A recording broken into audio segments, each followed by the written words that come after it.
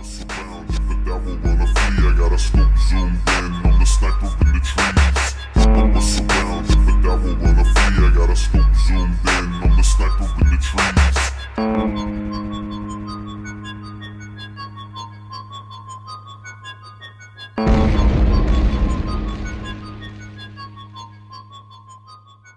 All right, welcome back to the Kingkiller podcast. I'm Dan. Got with me Tim, who is sporting a Targaryen silver wig and purple eye contacts right now. It's very distracting. He looks extremely weird. What's going on, Tim? What are you talking about, man? This is me. This is how it's always been. Oh, well, that's very unusual because I've seen you many a time in my life, and I've never picked up on your Valerian hairdo and purple eyes. Well, this is what I've been telling everyone that has seen me before. I just pretend. I just play it like, no, this is always how it's always been. What do you mean? The other look was the wig. Yeah. You were wearing a wig over your Valerian hair in brown contacts. Yeah, I've always been tucking. Well, I don't have brown. I have like green. You're just living your best life. Yeah. Now I decided, you know what? I'm just going to be who I am and stop trying to be what everyone else is. You're like, more like. You're like, don't like how the reaction to the end of Game of Thrones not coming out yet, but then the House of Dragons came out. It's getting pretty good. Yeah, it's pretty good pub. So yeah, it became cool again. Yeah, so now you can be yourself. Or I guess cool. It's good, man. I'm glad. Time. Yeah, I'm happy for you. Looks weird though. It does look weird. Well, you know, man. What do they say? Let your freak flag fly. That's where I'm going. I guess. Yeah, there you go. With white dreads. Definitely. You're definitely representing that saying. But yeah, so we are covering chapter 126, The First Stone. And in this chapter, Kvothe has learned all the names in his book, and he goes and tells Cheyenne, who informs him that he's got the stone trial where he's got to fight Carceret. And he dominates her and completely obliterates her. Probably broke every bone in her body. Well, okay. So they inform him, and which is it's pretty funny when that happens because he does have to be like seriously, I don't know what the fuck this is about. Like I have no idea.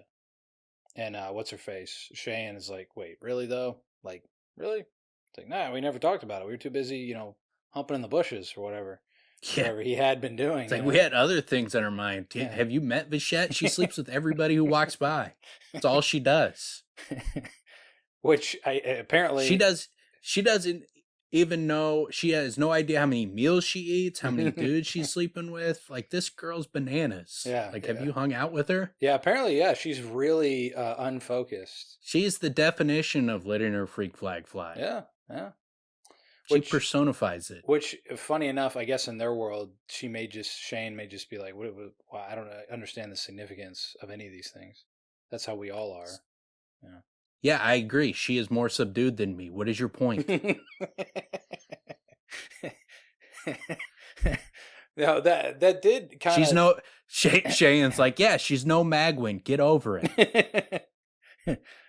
She didn't want to have sex as much as Magwin did. Yeah, she doesn't leverage it against... Big deal. Yeah, she doesn't leverage it against you. Get it. Okay. Yeah. Yeah. It did kind of jump out at me, though. The fact that, like, I knew he didn't know and all that stuff, but it kind of jumped out at me that she was surprised. Because she's like, but really, though? Like, he's like, nah, I have to confess, I have no idea what this is. Because he didn't bring his practice sword, and he also didn't know where it was. And she's like, wait, come on. Like, you don't know anything about this? He's like, no, you're going to stone me to death? Is that what this is? You're just going to drop stones on me until, Yeah, because it starts off with, I spent the next 3 days with Magwin. It wasn't bad, especially considering my left hand was still healing, so my ability to talk and fight was rather limited. I learned it all by heart. It was late in the evening of the third day when I recited it back flawlessly to Magwin. And then when he does tell Cheyenne, she goes, we had not expected Magwin to be finished with you for several days yet. And so his big thing was, like, see, I was able to do it twice as fast as her best estimate. So he's feeling all proud of himself, which his memory is phenomenal. I mean, they obviously reiterate that over and over again. That's probably his best skill set, as far as all the other skill sets kind of build off of that, is his memory.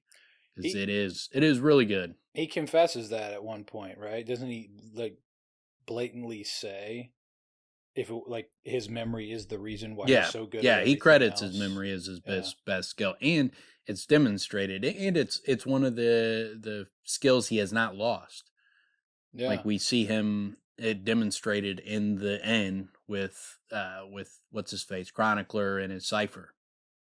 Yeah. Well, and what's interesting also is the cipher kind of is like a puzzle, right? But so many of these things he makes songs out of it, right? And even this, he's like, well, I can't. It's not a song. It's a story, but it's not even really a story. It's like a list. So it's like even that is more difficult. If it was a story, like a play, it's one thing, right? He's like built for that. But he ends up having to make like a song out of it. He did that with the runes, right? Or not the runes, Yeah, but exactly. Yeah. Yeah, and not only that, like he has to, with the song, he has to sing it in his head. Yeah. He can't sing it out loud. That would be funny so if he he's did. just doing the stuff in his head. That'd be really funny if it was like if he did make a song out of it and he's like, I think they would take that as mocking and not taking it as serious as it is. Yeah.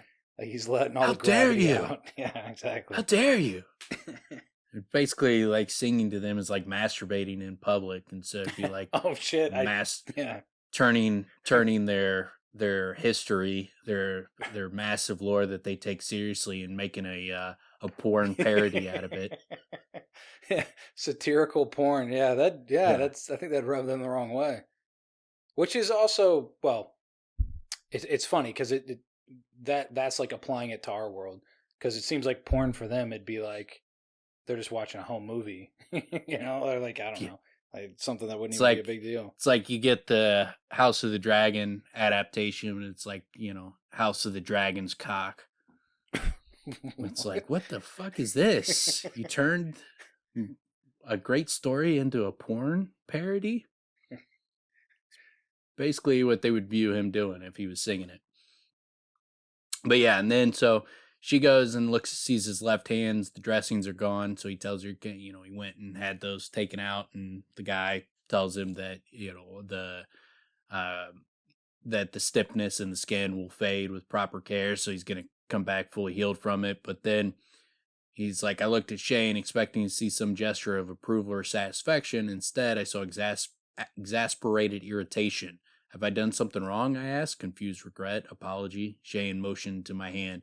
Could have been a convenient excuse to postpone your stone trial, she said, irritated resignation. Now we must go ahead with it today, Fichette or no. So then we get, obviously the trial. It does seem a little odd. I mean, if she found it to be important that Fichette be there for it, I mean, you would think. I mean, I guess she had something she had to do, right? But and again, their estimate, they're not planning on him being super memory guy, right? So he's way beyond. So well, that says a couple things. One, I guess he is very exceptional, because I wonder how many examples she's basing this on, and how to the extreme he is, like how much of an outlier he is. And just in regards to that, like how quickly he memorized, you know what I'm saying? Like how big of an outlier he is compared to the expectation. Obviously he was early, but I don't know, that's something that came out in my head too, where it's, I'm like, I mean, she really have to go do this errand? I don't know what the errand is. And like at no point did she think like, hey, maybe I should give this guy like a list of steps that's going through. Like if you're going through basically through orientation, you usually get like a list of like, here's what you're going to do in this order and follow these instructions. So you kind of have an idea of what to be prepared for. And they're just like, no, I'll get to that. I'll tell him at some point. Fichette does not care. She doesn't tell him about the tree, that's going to be the big test until it's happening. And it's like, oh yeah, by the way, that razor tree, you're going to have to run under that thing. And you're going to have to bring something back, but yeah, I mean, who knows what's going to work? Who knows? Everything means something different. Like everything is so vague and mysterious. And then and then she doesn't, like, after he passes that, she doesn't go like, okay, we're going to go get your sword. Then you're going to learn the history of it. And then after that, you're going to come out, you're going to have a stone trial where you're going to have to fight someone at tier 1. And she's like, she doesn't tell, when she goes and gets the sword, she doesn't tell him that's what we're going to do. He just is in a room with swords. They leave, they go to Magwin. He finds out from Magwin in that moment that he's going to have to read a book. Then he leaves there, comes out, and he finds out in that moment. And like, if it wasn't for Cheyenne, you would just think these people are weird, and that part of it is they don't want you to know what's coming up. Mm-hmm. They want you to be unprepared for it, and that's part of the process. But when Magwin's like, she hadn't told you any of this, like, then you're like, oh, Vachette's really bad at this. This aspect of her job, she's really bad at. Yeah, zero preparation. I'm not saying she has to give him a litany of all the next things before, but no, like, but it should be like at least 9 a.m. be at the cafeteria. Well, what I mean is, shouldn't have to tell him about the stone trial before the sword and before the list of names and all that stuff, but at least tell you about the next thing when it's the next thing, right? At least that's what I mean. Well, prep. Like at some point, it's give him some kind of preparation. Like at some point, at least like once he's past the tree trial, like at that point, you should be like, okay, you're gonna go in here. We're gonna get you a sword. We're gonna go talk to Magwin. You're going to fucking stay there until you memorize book. Could take some days. When you're done with that, give them a list. Like, 9 a.m., be in the main hall. 10 a.m., you'll get your first lunch break.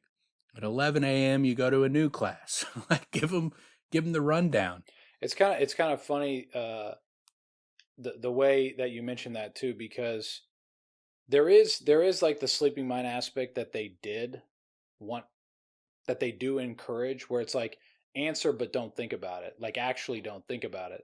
Which you could say that that's what they're applying here, but yeah, you're right, because Cheyenne's like, wait, you don't know what we're doing, and Magwin's also the same, as like, we don't know what we're doing here. Yeah. So it does speak to, Vachette is kind of like what we were saying before. She's constantly going around, looking for things, constantly got places fucking to fuck and... dong on the brain.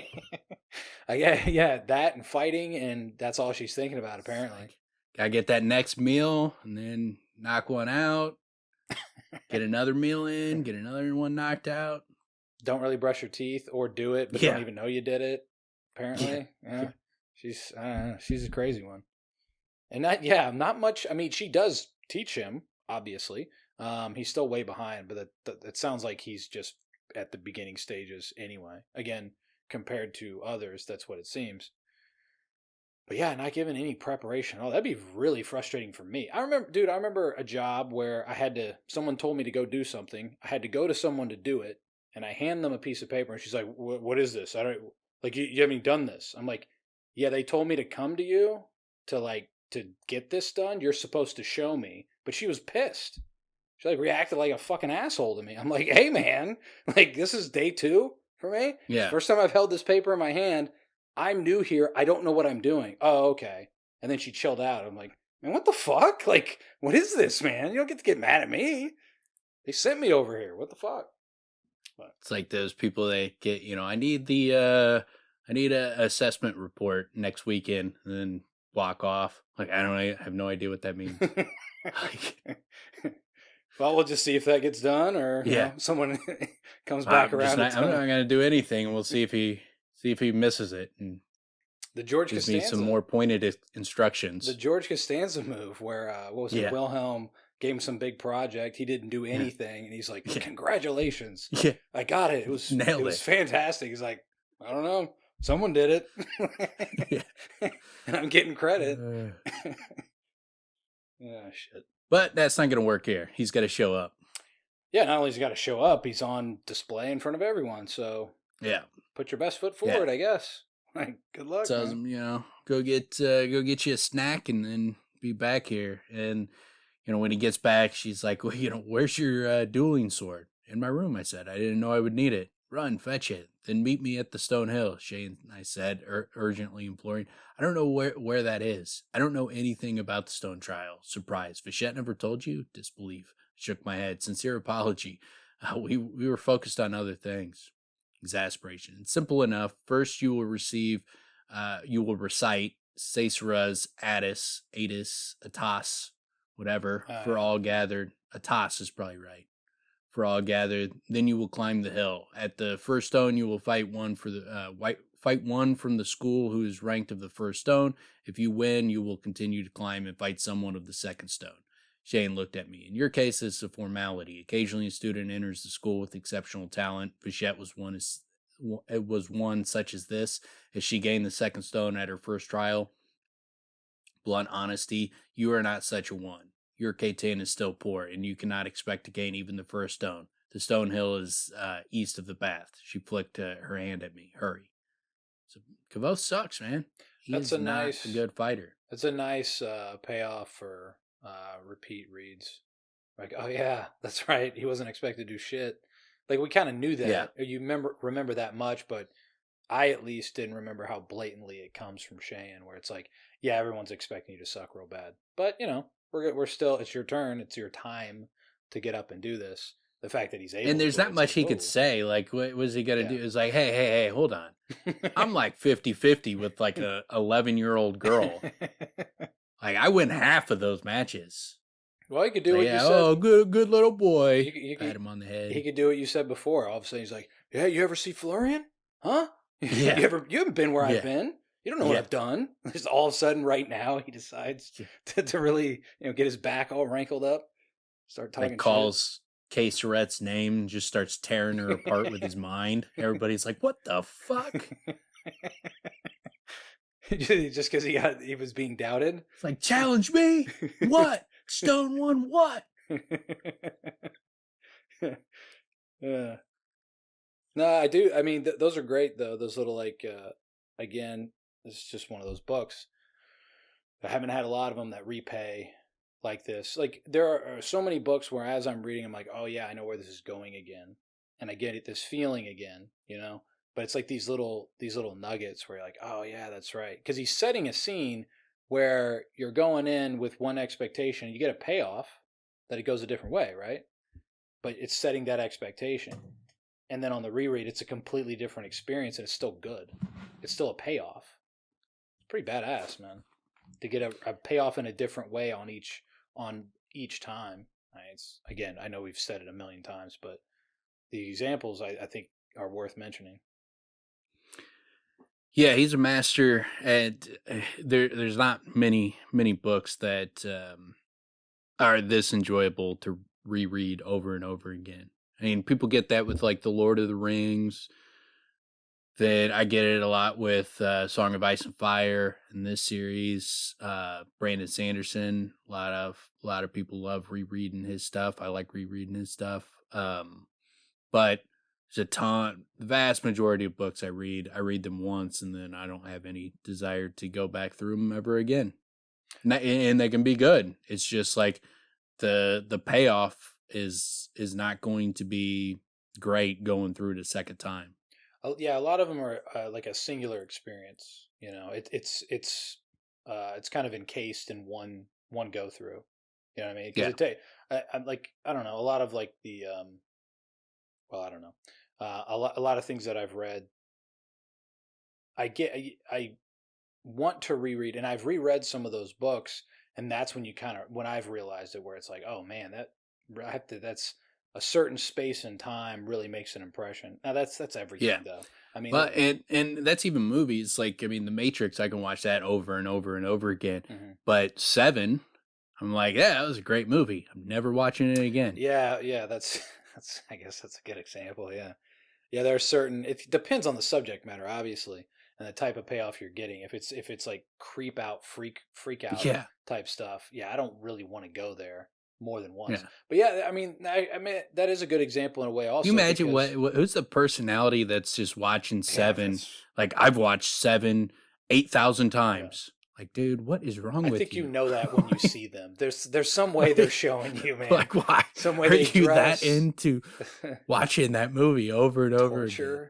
Torture, and ugh, yeah. Well, I mean, there are circles that they just like to stew in that evil type of feeling, but that in a way that's kind of along the line of what came to mind, where there's certain books that does put you in a place of like it's somewhat uncomfortable, and that can be a good thing from literature, right?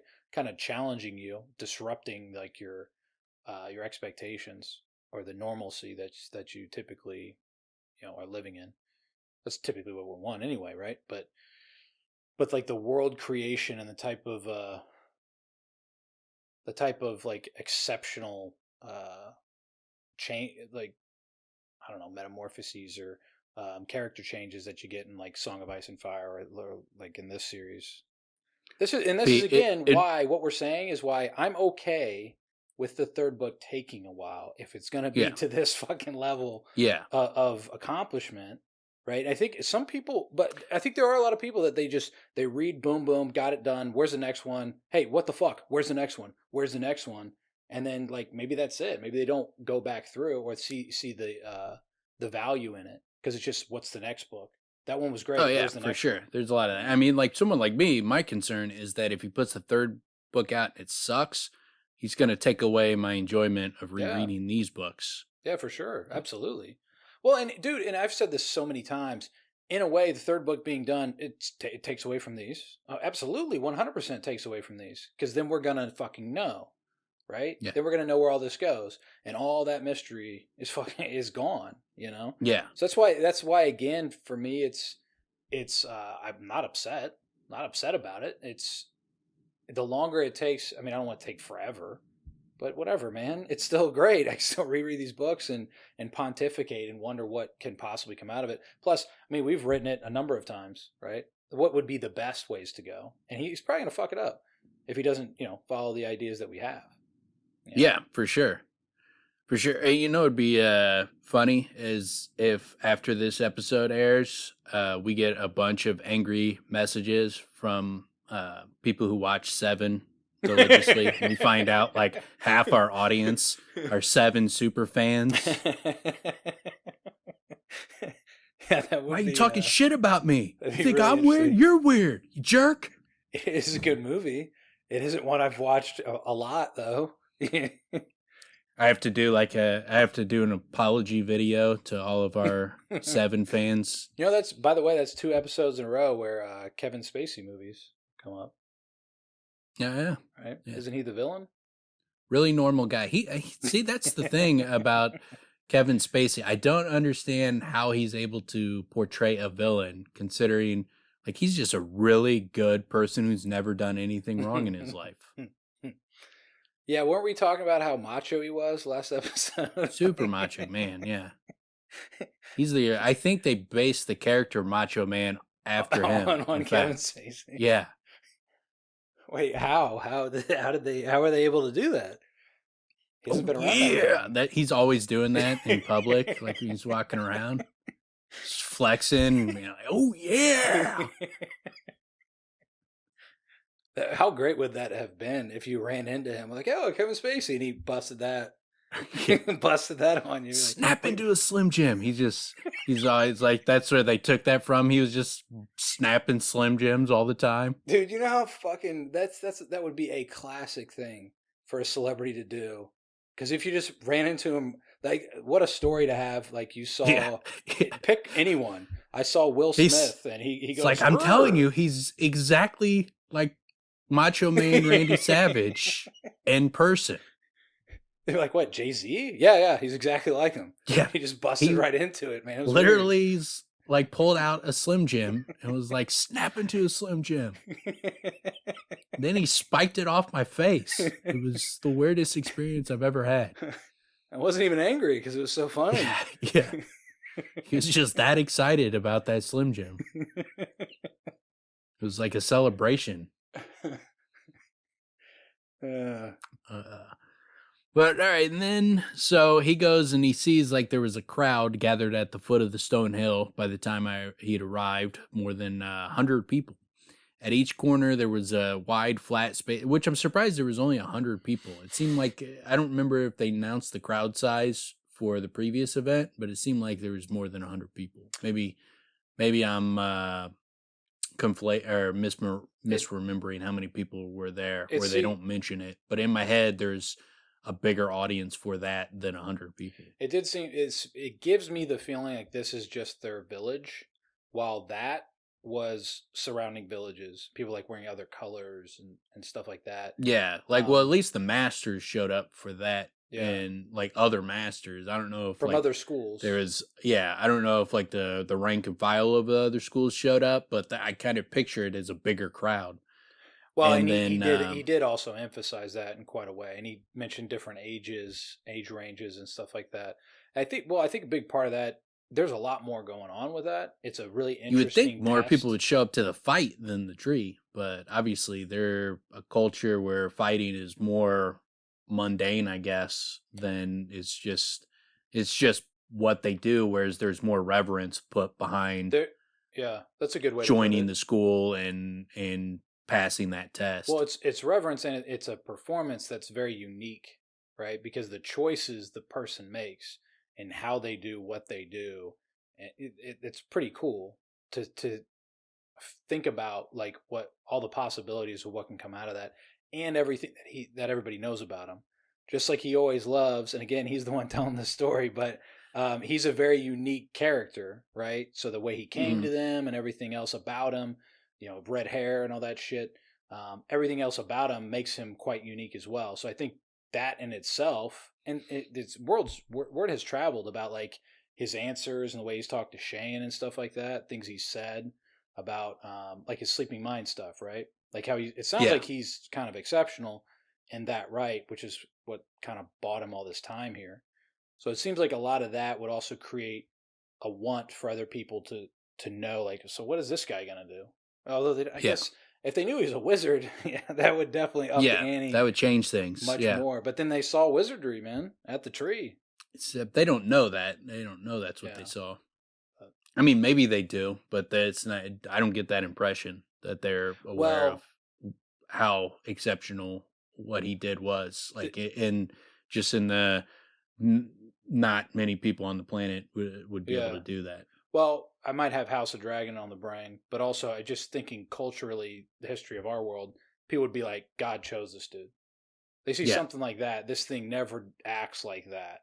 Something exceptional happened. The gods chose this dude. Would be what most people. That's how I'm picturing it. Is they're viewing it as more as like a sign from God than a Kvothe's a fucking just supreme badass who has amazing powers. It's not logical. Yeah, it's not logical in most worlds, and in most of their cultures, he sparks fire and people freak the fuck out, right? So, in most cultures, even in their world, it would be more likely that they would think some god, what's going on here? They would go to and not even like he's the chosen one. Is like this is giving his blessing to this guy. Yeah, exactly. Yeah. Yeah, it's like it's the intervention of the gods at work, right? Yeah. But and these are the kind of questions I wish when Rothfuss does his interview, I wish like super fans were interviewing him rather than more casual fans. You don't get a lot of super fans. You did on the tour Reread when they got to ask him questions. But that's him getting written, typed out questions, and then him being able to respond in his own time and just type in. And so, it's you're given like a 2-sentence reply, and whether if it was like an actual interview or like a podcast where you could sit down and talk for like 3 hours, like that's where I wish he would sit down with some super fans who would dig into more of like the culture of the Adim, for example. And like, so what's it like in that culture when Kvothe is going through the sword tree versus when he's going through the stone test? Like, what is like the cultural significance to them in their mind? What are they witnessing? What are they watching? How are they feeling? What is like going on in their culture? Like, how I would want to know those kind of questions, like more so than just the generic questions about Kvothe did this, why did he do this, when's he going to do this, what's going to happen in book 3. But I don't want to know, like, I want to know more of the details of the societies and like some of those kind of questions that are left hanging. And that he could answer, that he would be able to respond to, that he doesn't have to worry about spoilers or anything like that. Like, you know, and so and like questions on the Rue and the Tinkers and like just like the kind of the cultures that are surrounding them and how these things build up. Some of those he wouldn't be able to answer because he's probably going to answer them in book 3. But some of those he would be able to, and he'd be able to expand on them and talk more in depthly. And then if you got a super fan with him, like his responses are going to bring up other questions that are in, you know, you can have a good conversation about the book with him, but it's usually more of you know, it's just typical, like I'm a reporter or a journalist who's read the books you're and I'm asking the most basic questions possible. And it's like, this is not serving the fan very much at all. You're serving the fan for headlines. So it's like, when's book 3 coming out? What can we expect? It's a lot of that shit. Instead of, I want to know more about Abinthy. And like you said, I would like to know more about like the Tall and especially, you know, I mean, they, them. I mean, those are great examples of knowing more about those worlds because he created those worlds. He's got some ideas in mind. He's got mythology within each of these cultures, you know? Yeah. And what exactly do the Modegans do that make them exceptional? You know, they wear big feathers in their hats. No, I mean peacocking. I mean sexually, because that's what they're known for, right? They're peacocking. That's all it takes. Yeah, gets everybody revved up, man. Oh, it's all about foreplay. It's like edging.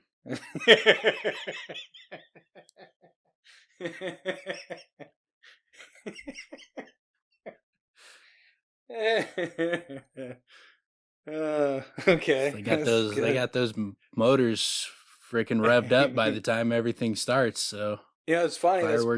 Fireworks are easier to go off. That's probably not a completely ridiculous answer because it is just like a romance. It's like a romantic culture. It seems to me to be based sort of off of like Italian or, you know, the old sort of romantic. Or like Spanish, Spain. Yeah. That was funny though. Yeah, that's how I picture the Modegans is like my picture of what's her face fella is a Spanish, like a real hot Spanish olive skin Spanish girl. Olive skin, brown skin, like in that range. That's how I picture. Well, it should be kind of plain, you know? Like a Penelope Cruz, like a young Penelope Cruz. She was cute. Super cute. Or no, actually, Salma Hayek would be Hayek from Dusk Till Dawn. Would be like a young Salma Hayek would be like perfect for fella in my mind. Yeah, they're both kind of plain. Yeah, and someone was asking me on Twitter about like casting for the show, and they're throwing out all these names, and I'm like, wow, that guy's like 26, and Kvothe is supposed to be coming into the university as like a 15-year-old prodigy. Like part of the story is based off the how could this guy be this young, and so the only way you could pull that off if Kvothe the actor is 26 and probably would be 30 by the time the show would even start to be made. Like you would have to have everybody else aged up 15, 20 years, and it would be ridiculous. You'd have like 40-year-old Willem. You have a little bit of a window with him, given the fact that Kvothe carries himself as older. So you have a little bit of breathing room there. But yeah, you still got to be able to buy he's 15. You know what I'm saying? Like, I don't know if you saw this at all, but they made Hulu made a series about Mike Tyson, and when they talk about him being like 13, well, although this is a bad example because he's massive, and he just was massive, but he fought like 18-year-olds when he was like 15 or 13. Yeah, Kvothe isn't like people think he's older given his personality. Yeah, but they're not like looking at him and just immediately assuming he's much older guy. And then what periodically happens is they're like, oh yeah, you're super young. Like something happens. Yeah. They see him and like in certain circumstances and they're like, oh yeah, you're like a freaking kid. Well, especially like when he reveals how he is intimidated by women. That's a part of when it first comes up is like, yeah, like I mean, and even like one of the masters when he was like the master that was telling him, hey, you need to get out of here after the Ambrose stuff went down. Mm-hmm. It's like you need to take a break. He was like, what are you, like 17 or 18, something like that? And Kvothe is 16 or about to be 16. So it's like not like he's like, what are you, 32? Yeah. It's like aging him up like a year or two. Well, and he was in his mind. in that circumstance, he's even aging him down. You know, he's trying to make a point, basically. Yeah, you would have to make Kvothe like, probably you need like an actor that's not known. Yeah. Some unknown actor that's, you know, that is, it's so hard too, because you got to find a really good young actor in that, like, probably 15 to 18-year-old range. Yeah, he's going to have to be, well, directing is going to be so vastly important with all the music that's involved and like everything. It's a tall task, but I mean, the content's there, you know, pick a redhead, basically, you know? Yeah. And I've been watching Smallville, and it's such a 80s or 90s, late 90s, like teen drama, like kind of like the OC, or what were those shows? Like, what's the one with the guy with the crying face meme all the time? Dawson's Creek. Yeah, it's one of those shows. So like, they should make a TV show, but do it like CW Dawson's Creek for Kingkiller Chronicles. Jeez, that'd be disappointing. It is like the cast, as far as like the age of the main cast, like it's a prototype for one of those shows. I don't actually want it to be that terrible cheesy CW shit, but like if you were like looking at it on paper, like I could totally see where somebody from the CW would be like, yeah, this is a perfect teen drama. Got the teachers and the students and, you know, the back and forths at the school. Yeah, there's magic. The kids are going to love this. The Kvothe and Denna, will they, won't they? Yeah. You got it all, man. It's prime CW teen drama. Man, I don't think I could get through. I would be so mad. I would be so freaking mad if that's what they did with it and made it like a teen drama. It'd be so corny. Unless they really leaned into it and just made it the corniest show ever, and then I would be like, I kind of respect that. I kind of respect the game there. Well, and just then if you were going that hard in the paint, in that direction, it'd be kind of funny in a way, because like Stranger Things does a really good job of sticking to like late 70s, early or mid 80s like attire. If they even went with, you know, like the Jinko jean, like type of time frame, and just really pushed it. And a very fine line between what were the Wayans brothers movies where they really just satired it up. Scary Movie. Whatever they did 15 of them or whatever, right? Yeah, like Scary Movie, that kind of stuff. Yeah. So like that fine line of making it cheesy yet, you know, comedic, but then also still pushing the cheese. Just a lot of saxophone, you know? Yeah. You just need that. Yeah, nothing but saxophone the whole time, and that's what he plays. A lot of long, close-ups, I bet. You know, a bunch of zoom shots of, you know, emotional reactions. They do the saxophone, but it's always like Ambrose is just in the background playing the saxophone. Like, so it's like it's in the scene, but then it's always from him playing, where it's like eventually they're like, dude, will you enough with the fucking saxophone? Everywhere I go, you're playing it. Chill out. He's trolling him with his saxophone. Yeah. All right. But so then he goes and he gets there. He's like, at each corner there was a wide flat space with large block of gray stone. There were 4 corners, 4 stones, and 4 red-shirted mercenaries. At the top of the hill stood a tall gray stone, familiar as a friend. Beside that stood a small figure in blinding white. And no chance that this place is like an important spot.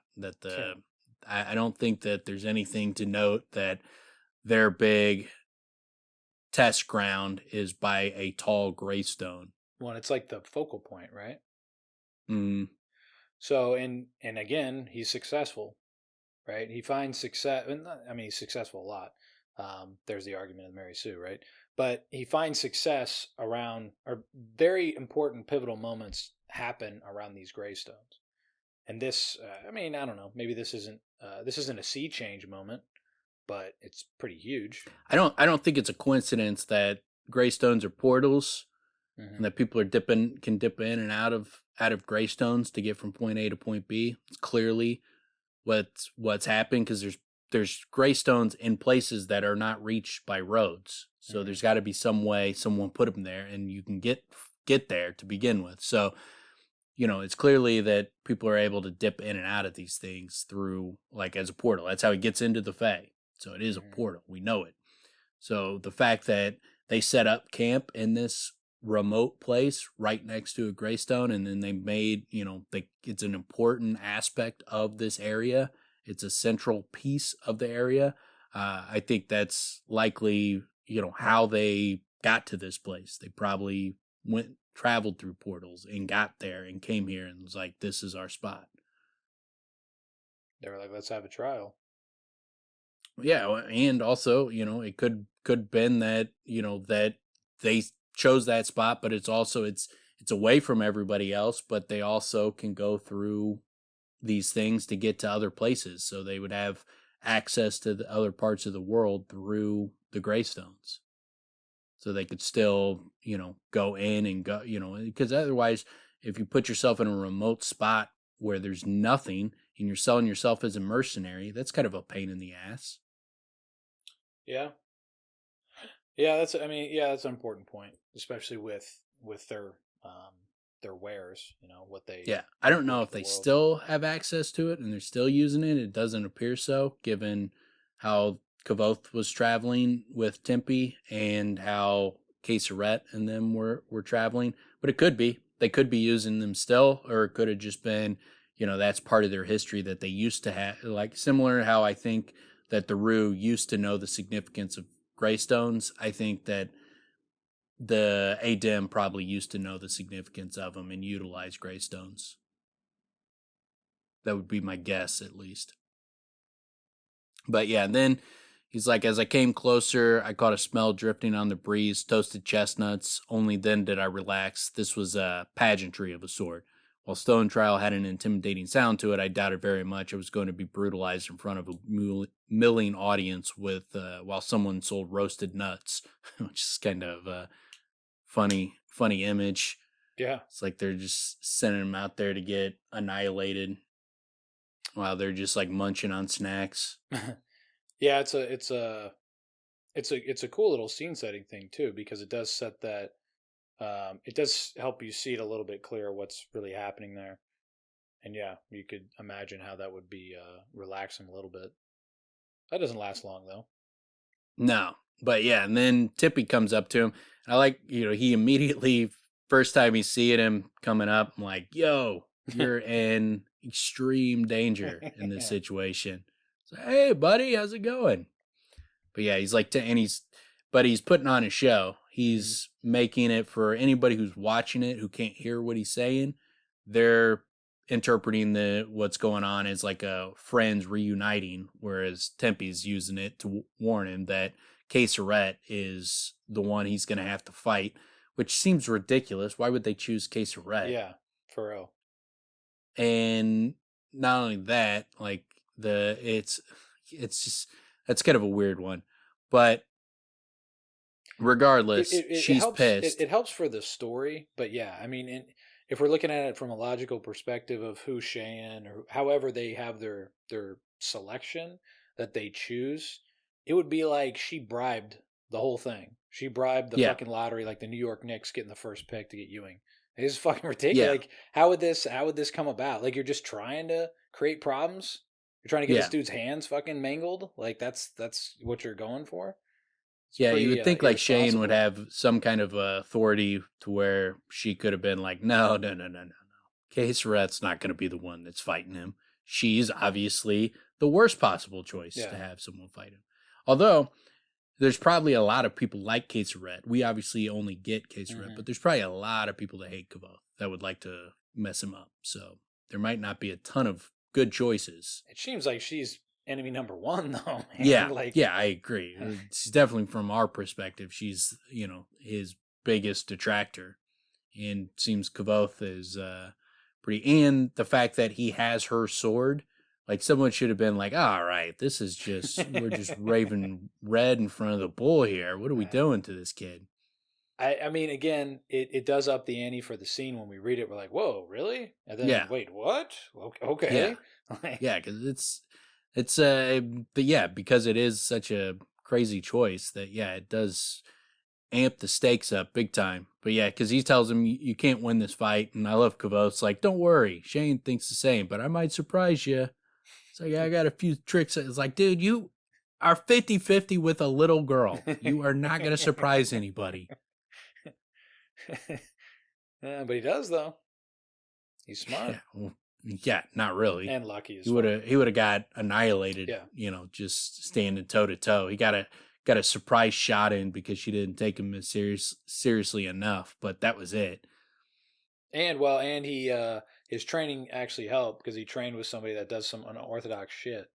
And Yeah, that's basically what won him his main thing. And he talks a little shit. He knows how to talk some shit. Although, yeah. you know, what's interesting, the shit talk that he usually goes to, I'm going to murder your whole family. He didn't go, or I'll murder you. That's usually his go-to, right? Like, I'll murder you, I believe. Like, I'll set you on fire, or I'll cut out your entrails and dance on them. Or actually, that's the Yeah. last. Yeah, he didn't go straight to I'll eat the you. murder this time. Yeah, he did cannibalism a couple times. Like, I'll stew you and eat you. Yeah.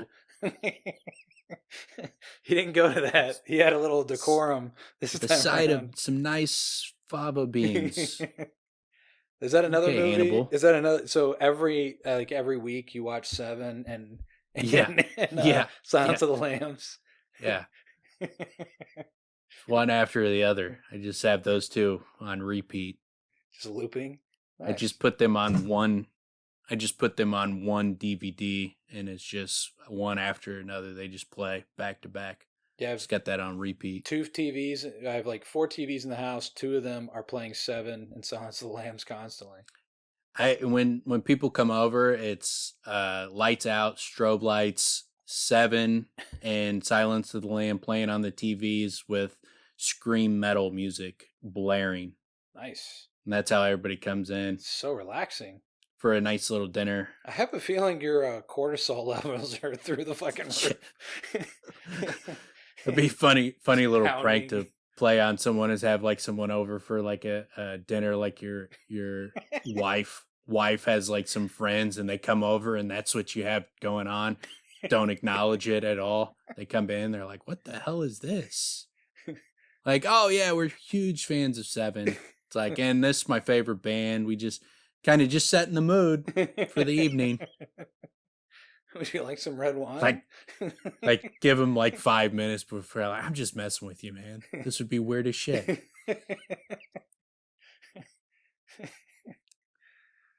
But yeah, so he goes, I looked over his shoulder. It was Carceret. Her eyes were like knives. She's full of rage, Timpy said quietly, gesturing fond affection for the crowd to see. As if your admittance to the school was not enough, you have been given her mother's sword. He's like, then he realized, oh shit, Laurel was Carceret's mother. Like, the last person to have this sword. So you get that little mystery of why were they oohing and on over that choice of the sword. And you get that little mystery solved right there. And Kavoth's finding out, it's Carceret's mom's sword as he's walking up about to fight her. So that amps up the stakes. So even though like the choice seems ridiculous, it amps the stakes up of the fight, and the fact that it's her sword amps the stakes up. So he's, makes it from just like a Carceret and Kvothe already got beef, so they would have some animosity with each other. He kind of raises those stakes even more before this fight starts. Yeah, absolutely. And yeah, it's cool too because it does play on all that tension, anxiety that was in the room when they picked the sword. Some of that though, it's still I still wonder though about where a lot of that seems to be Vachette's nervousness itself in the act, just in the act of like, I have to do this. I don't know which way. Like there seemed to be a lot of that as well, but obviously we get a big piece of where that came from was the fact that, oh shit, this is a sword that's going to create problems. Yeah, and then he go, yes, she is enraged past reason. I fear she would gladly cripple you, even if it means being thrown from the school. I nodded seriously. She will try to disarm you. Be wary of it. Do not grapple. If she catches you with sleeping bear or circling hands, submit quickly. Shout it if you must. If you hesitate or try to break away, she will shatter your arm or pull it from your shoulder. I heard her say this to her sister not an hour ago. Which how did he hear that? Like, when you think of the Adim and how quietly they talk to each other, and then like of all the people who would overhear her saying that to her sister, it's like, what is she just like putting her conversation on a bullhorn? They're pretty much like, they don't like being overheard ever. They talk super quietly to each other, and she's talking about shit that would get her kicked out of the school. And it surely, if they overheard this, like, they would be like, all right, you can't be the one to fight him. You would think, unless there's some stupid rule that forces it to be her. Yeah, there's quite a bit that is somewhat illogical in the chapter, but again, works for the story.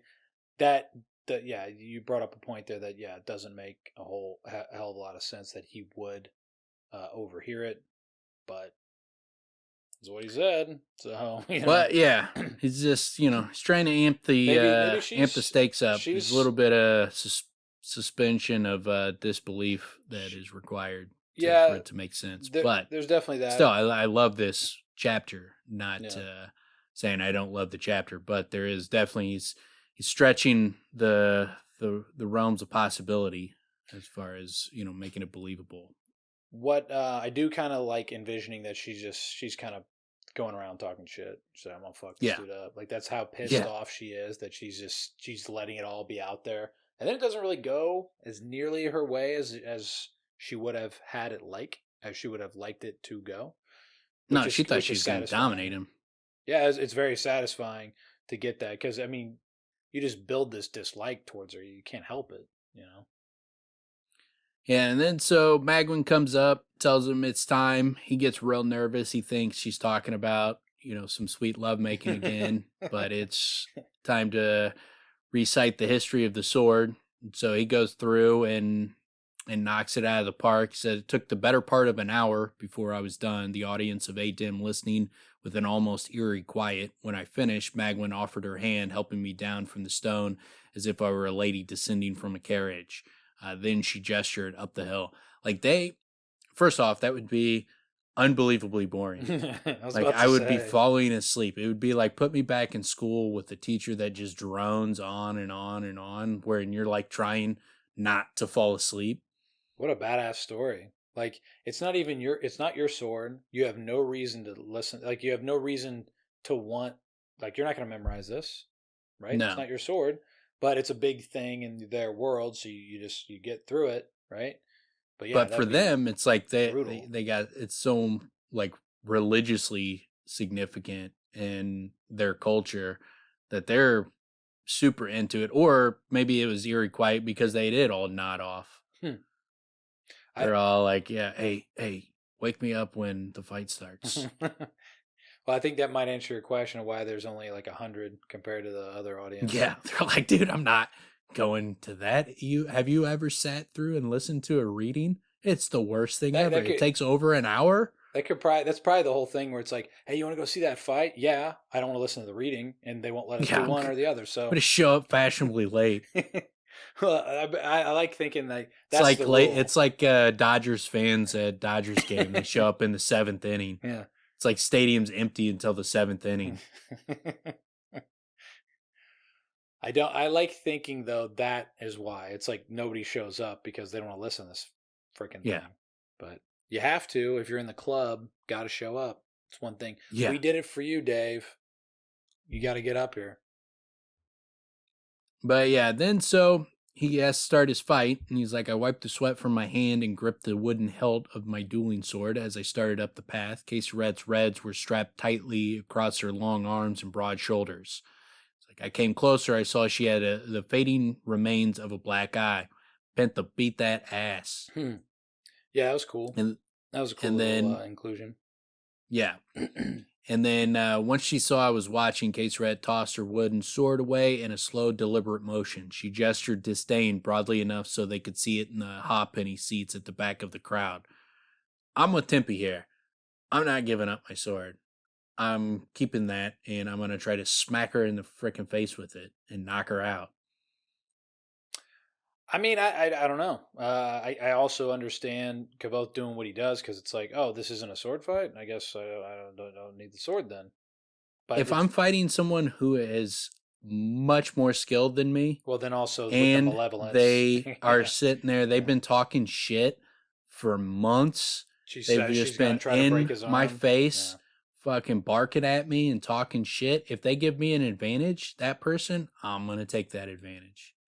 Yeah, especially when you just heard she's going to try to pull your arm out of its socket. Yeah.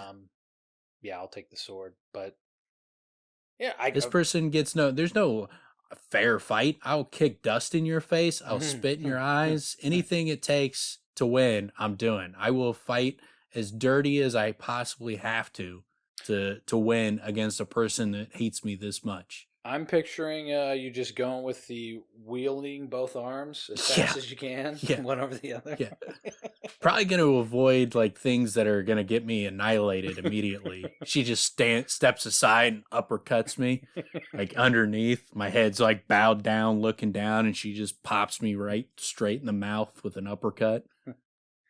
Like, why were you looking down, windmilling your arms? You look like a freaking moron. I like the idea. You do that, and you're like, how? How'd you get through that? Yeah, she's a wizard. I like the. It's not fair. She used magic. You didn't tell me I could use magic. You know, we like let your arms go limp and fling them from side to side. That move too. Just picturing like the things you had a thought when you're like 5 years old. This could work, and then found out real quickly. Nah, it's not. It's not good. And also, but yeah. Absurd. So there was a murmur from the crowd, and he's like, after a moment's hesitation, he throws his sword down and continued to walk. It's like, before I came too close, I fell into the now familiar fighter's crouch. I raised my hands, bent my knees, fought the urge to rise up onto the balls of my feet, knowing I would feel quicker and ruin my balance as a result. I took a deep breath, steadying breath, and slowly moved forward toward her. I would be real curious. I don't know enough about fighting to know if an MMA fighter would stand flat-footed, because that seems ridiculous to me. Why would you stand flat-footed? I have much more balance not flat-footed. Like if someone's like coming up trying to push me and I'm just going to stand there, then I'm going to be flat-footed, have my feet planted against that. Or like in the motion of throwing a punch, I don't necessarily want to be on my toes, maybe like plant my feet and throw the punch. But like if I'm moving around and dancing, I want to be on my toes. Yeah. Yeah. If you want to be ready to either defend or attack and you don't know which it's going to be yet, that seems very logical. Yeah. I'd be curious if there is any like fighters that have that, that would be their position, that I'm going to stand flat footed so I have my balance. Seems like you're giving up a lot of mobility when you're flat-footed. Well, what the line seems to lead you into thinking is the moves that they do depends on flat feet. That's what it seems. Seems on full contact with the ground to be able to do the types of things that they do. That's the way that I took it. I also like the inclusion of it just in the sense that it puts you in the moment. Like you're there at that moment because you're thinking about his feet, his balance. It's a great choice to articulate that to get us right there. But yeah, it's a good point. I don't know. It fights against the logic, which is I think that's intentional on Rothfuss's part, whether it's right or wrong. If you would picture the normal fighting thing would be like, yeah, you would be up on your feet ready to move around. So the fact that he says not that, but this. What if like Rothfuss, when he was writing this, he's like, he watches fights on TV and he's like, these idiots, they don't know what they're doing. I'm going to write a story where I show them how it's actually done. He's never been in a fight in his life. We're sitting there like, I wonder if he like thought this out and it was all just like Monday morning quarterbacking from a guy who's never been in a fight in his life. It's just all theory. He just says, "Fuck it, my book. Yeah. I'm going Yeah. with it. I'm rewriting. Like, well, I'm rewriting the future." in my world, being flat-footed is an advantage. It's different physics in my world. Yeah, maybe he just has a problem with being on the balls of his feet. So he's like, "No, fuck Yeah. that shit. This is the way to do it in my world." It's like I get so tired when I'm on the balls of my feet. I'm not going to write into the world a fighting style that requires me to do something that I'm not comfortable doing. He's got plantar fasciitis, and that's fueling this scene. Yeah. But yeah, then Carceret fell into a similar crouch, and just as I was coming to the outside limit of her reach, she made a feint toward me. It was only a slight twitch of the hand and shoulder, but anxious as I was, I fell for it wholeheartedly and skittered away like a startled rabbit. Should be funny to see. Did the right off Biff. bat, did the little fucking feint like I'm gonna punch you. And he flinched. Mm-hmm. I don't remember if Biff does that, but it makes me think of Biff and McFly. She should get at least 2 free shots at his arm. Yeah. Get to punch him in the shoulder twice. Right. Yeah, what do you call it? It's not a slug bug. What do you call that? There's some word for it. I can't remember. It's like people just said you flinched and then they punch you. Yeah. Flinched then. It's kind of a jerk move because I is. flinched. You act like you were gonna punch me. Yeah, it's so stupid. I remember like, man, this is like, that feels like 4th. If I didn't have grade. that quick flinch, then when people swing at my face, I'm gonna get hit in the face a lot more easily. Yeah, I specifically remember my brother's friends doing that to me when I was like really little, and I remember just thinking, well, this is bullshit. I mean, I don't know what in my mind. You're trying to train me to do something that is stupid. Yeah. The flinching is the smart move. Yeah.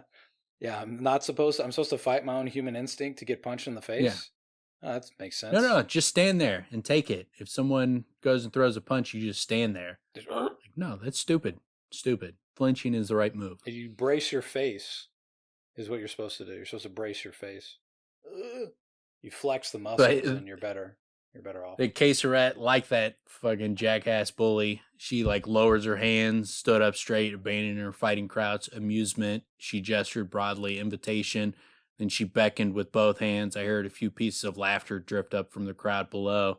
Like, oh man, that would piss me off. It would so enrage me, like that she's taunting me and disrespecting me in such an aggressive manner. I'm surprised Rothfuss didn't write in that she sign language. Look at this fucking guy. Yeah.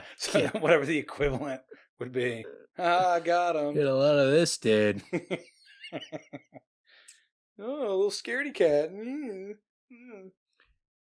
But yeah, he's like humiliating as her attitude was. I was eager to take advantage of her lower guard. I moved forward and made a cautious attempt at hands like knives. Too cautious. She stepped away from it without even needing to lift her hands. He's like, I knew I was outclassed as a fighter. That meant my only hope was to play in her already hot emotions. First came Chael, I said, giving her my widest, most barbaric smile. Carceret took a half step closer. I'm going to crush your pretty hands, she hissed in perfect Turin. As she spoke, she reached out and made a vicious gripping motion at me. First off, even Carceret, as much as she hates Kvothe, she recognizes he's got some fucking fine-ass hands. That's undeniable. Everybody recognizes how awesome his hands are. I was definitely gonna mention that the fact that even she who hates him has to talk about how pretty his hands are and that she's gonna wreck him. But still, it's like those perfect, amazing phalanges you have there. I'm gonna mangle them. Yeah. The dude on Kvothe's back right now, he's smiling ear to ear. He's like, everybody loves my hands. Yeah, I'm so great. You hear that? He's whispering, and what's his face? Kvothe's ear. It's like Kvothe should have turned to the crowd and been like, she thinks my hands are fucking sexy. She said that she's talking about my sexy hands right in the middle of a fight.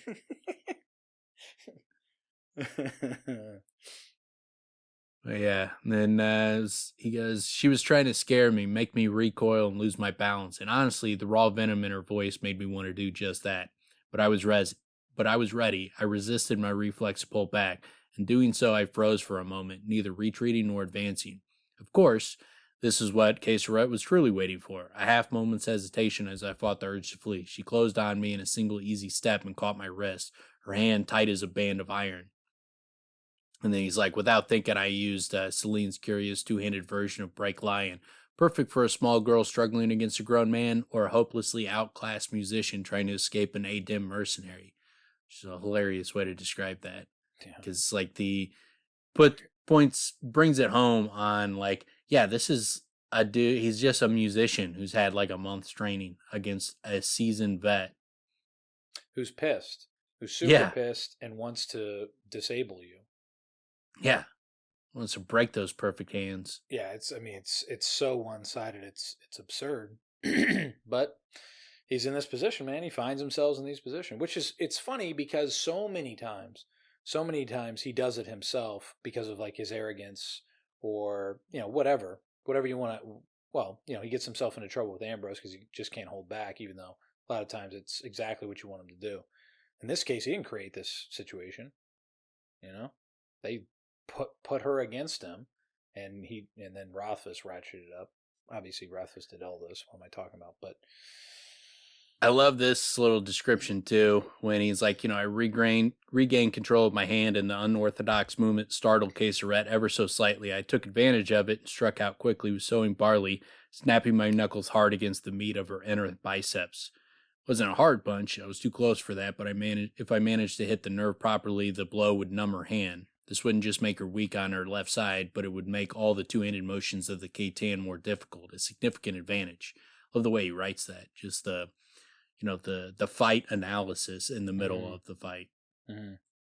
And then, because it's an interesting way to write it, you don't get a lot of like kind of, because and it's partially to do with how he's telling the story, because he's telling the story to Bast and Carceret. So it is kind of how you would describe a fight when you're not in the moment of the fight. And you're retelling it. So I did this, I made a right hook and I hit her right here, and this is why I was trying to go for that. I was trying to go for a kidney shot, disable her, those kind of things where it's an analysis of the fight that is kind of an interesting way to tell the story. It's super cool because it's also giving the intention behind what the punch can do. It's not just, I'm just trying to make. Well, you get a good example of when she kicks him. She kicks him with the intention to move him, right? It's a kick where you move the body rather than try to create damage, right? And that's what he's trying to do is, yes, he doesn't really have a choice. He only has one place that he can basically hit her, it sounds like, because he got one instant. But not only does it push off her bicep, it could also numb her hand, and then he throws some analysis behind that, which is, it's really cool. And it's kind of like listening to Roy Jones Jr. Analyze a fight, where he's sitting there saying why the guys are doing what they're doing, not just simply, describing what they're doing, but going through like the kind of the motivations, the strategies, the ins and outs of the fighting. So it's kind of an interesting way to tell the story. Yeah, for sure. It's including the inside baseball or inside boxing here in this case. Yeah. And then, since I was still so close, I immediately followed sowing barley with turning millstone, giving her a short, firm push to knock her off balance. Managed to get both hands on her, even pushed her backward by perhaps 4 inches, but Carceret came nowhere near to losing her balance. Then I saw her eyes. I thought she'd been angry before, but it was nothing compared to now. Now I'd managed to actually strike her, not just once, but twice. A barbarian with less than 2 months of training had struck her twice while everyone in the school looked on. And then the description of her anger is so great. Yeah. It's like, I cannot describe how she looked, and even if I could, it would not impress upon you the truth of things, as her face was still almost entirely impassive. Instead, let me say this. I have never seen anyone so furious in my entire life. Not Ambrose, not him, not Denna when I criticized her song, or the mayor when I defied him. Those angers were pale candles compared to the forge fire burning in Carceret's eyes. But even in the full flower of her fury, Carceret was perfectly in control. She didn't lash out wildly or snarl at me. She kept her words inside, burning them like fuel. She's such a great writer. Mm-hmm. Like, in bringing the myth of them, bringing it full circle and making it like a actual part of the story. Mm-hmm. Like, this is where that myth comes from. When you're like, I'm looking at the reason the myth exists. Mm-hmm.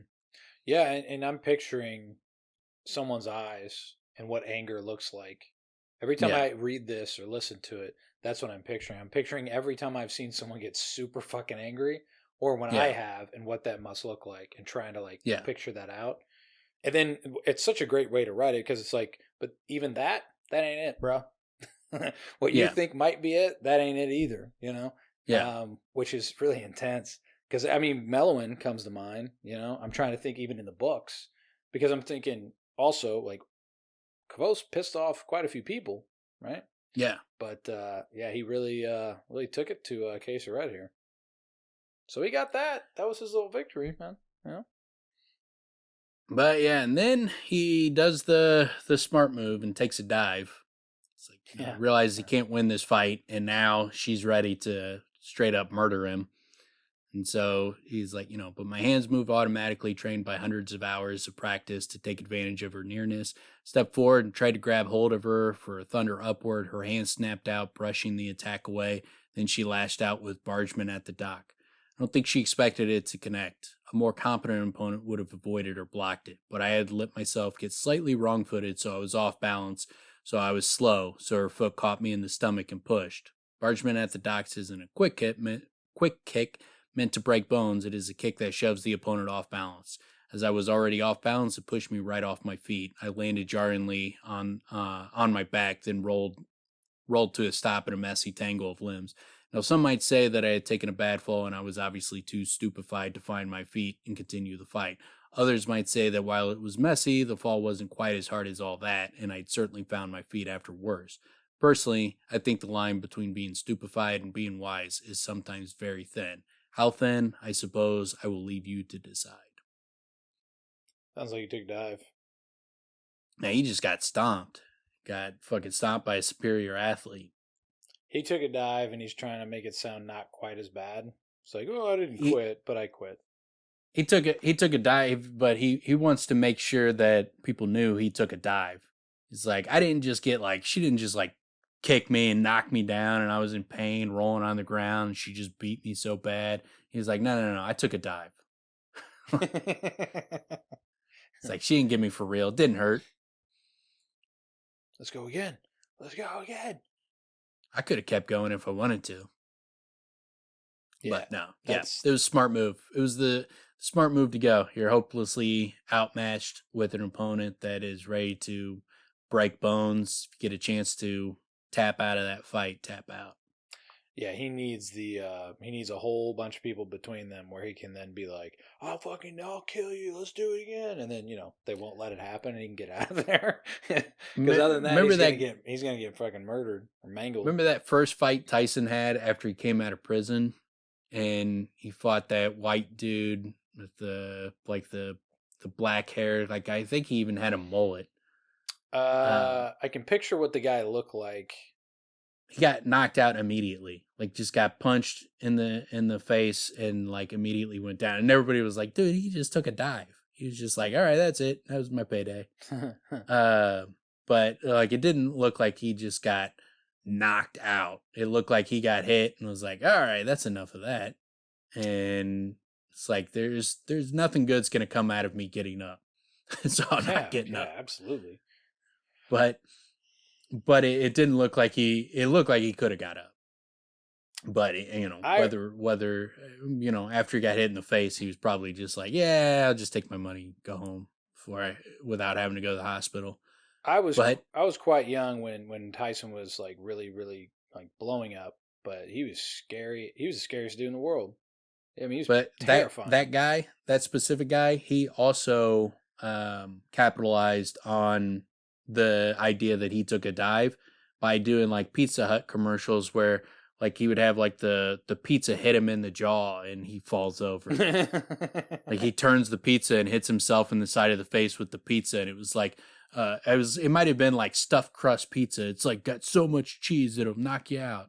Something along those lines, where it was so much cheese or something in the pizza that it hit him in the jaw and dropped him to the ground.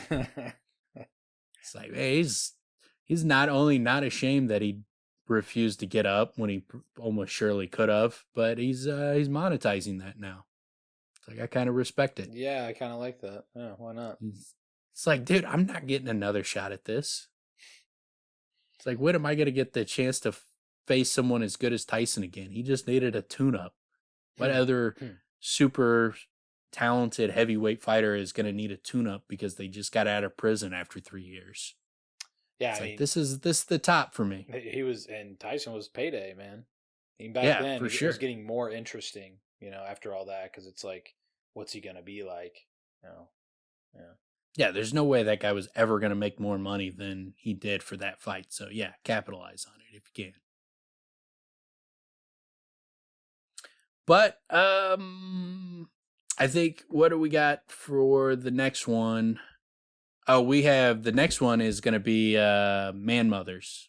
Penta and Kvothe are going to get busy, and we got, I think that's where he has this conversation with her about Man Mothers. I know she takes him to the field in the next chapter, and I can't remember if they also have the Man Mother conversation, but I believe they do. Yeah, that's another aspect of their whole their culture that's pretty hilarious. Yeah, and it's interesting because it's kind of funny. It's easy to mock it, but then it could also be true, given that it's a fantasy world and given other aspects of their world, and the fact that if it wasn't true, you would think they would have figured it out by now. Like, they 5,000 years of history at least, probably. Like, and they haven't figured this out on reproduction, even though the rest of the world has figured it out, and they just think everybody else is backwaters and stupid. It'd be like, since the information is out there on how reproduction works, you would think that they would have come to accept the truth of things over this many years. They're just that stuck with their version of things. But then on the other side of it, they're so insular that they think they're so insular that they think when they hear Kvothe believes in Man Mothers, she's like laughing hysterically at it. She thinks it's hilarious. Like, how could you believe in something stupid when it's like, you guys are the only ones that don't. Yeah. Everybody else believes that men and women have sex and pregnancy happens from that. Yeah, that's a hard one to grapple with when, you're right. All the other cultures, and they have books, right? Yeah. They have plenty of, there's, word is traveling. But, I mean, that's what I say. He wrote it in a way where you could look at it as like, it's ridiculous.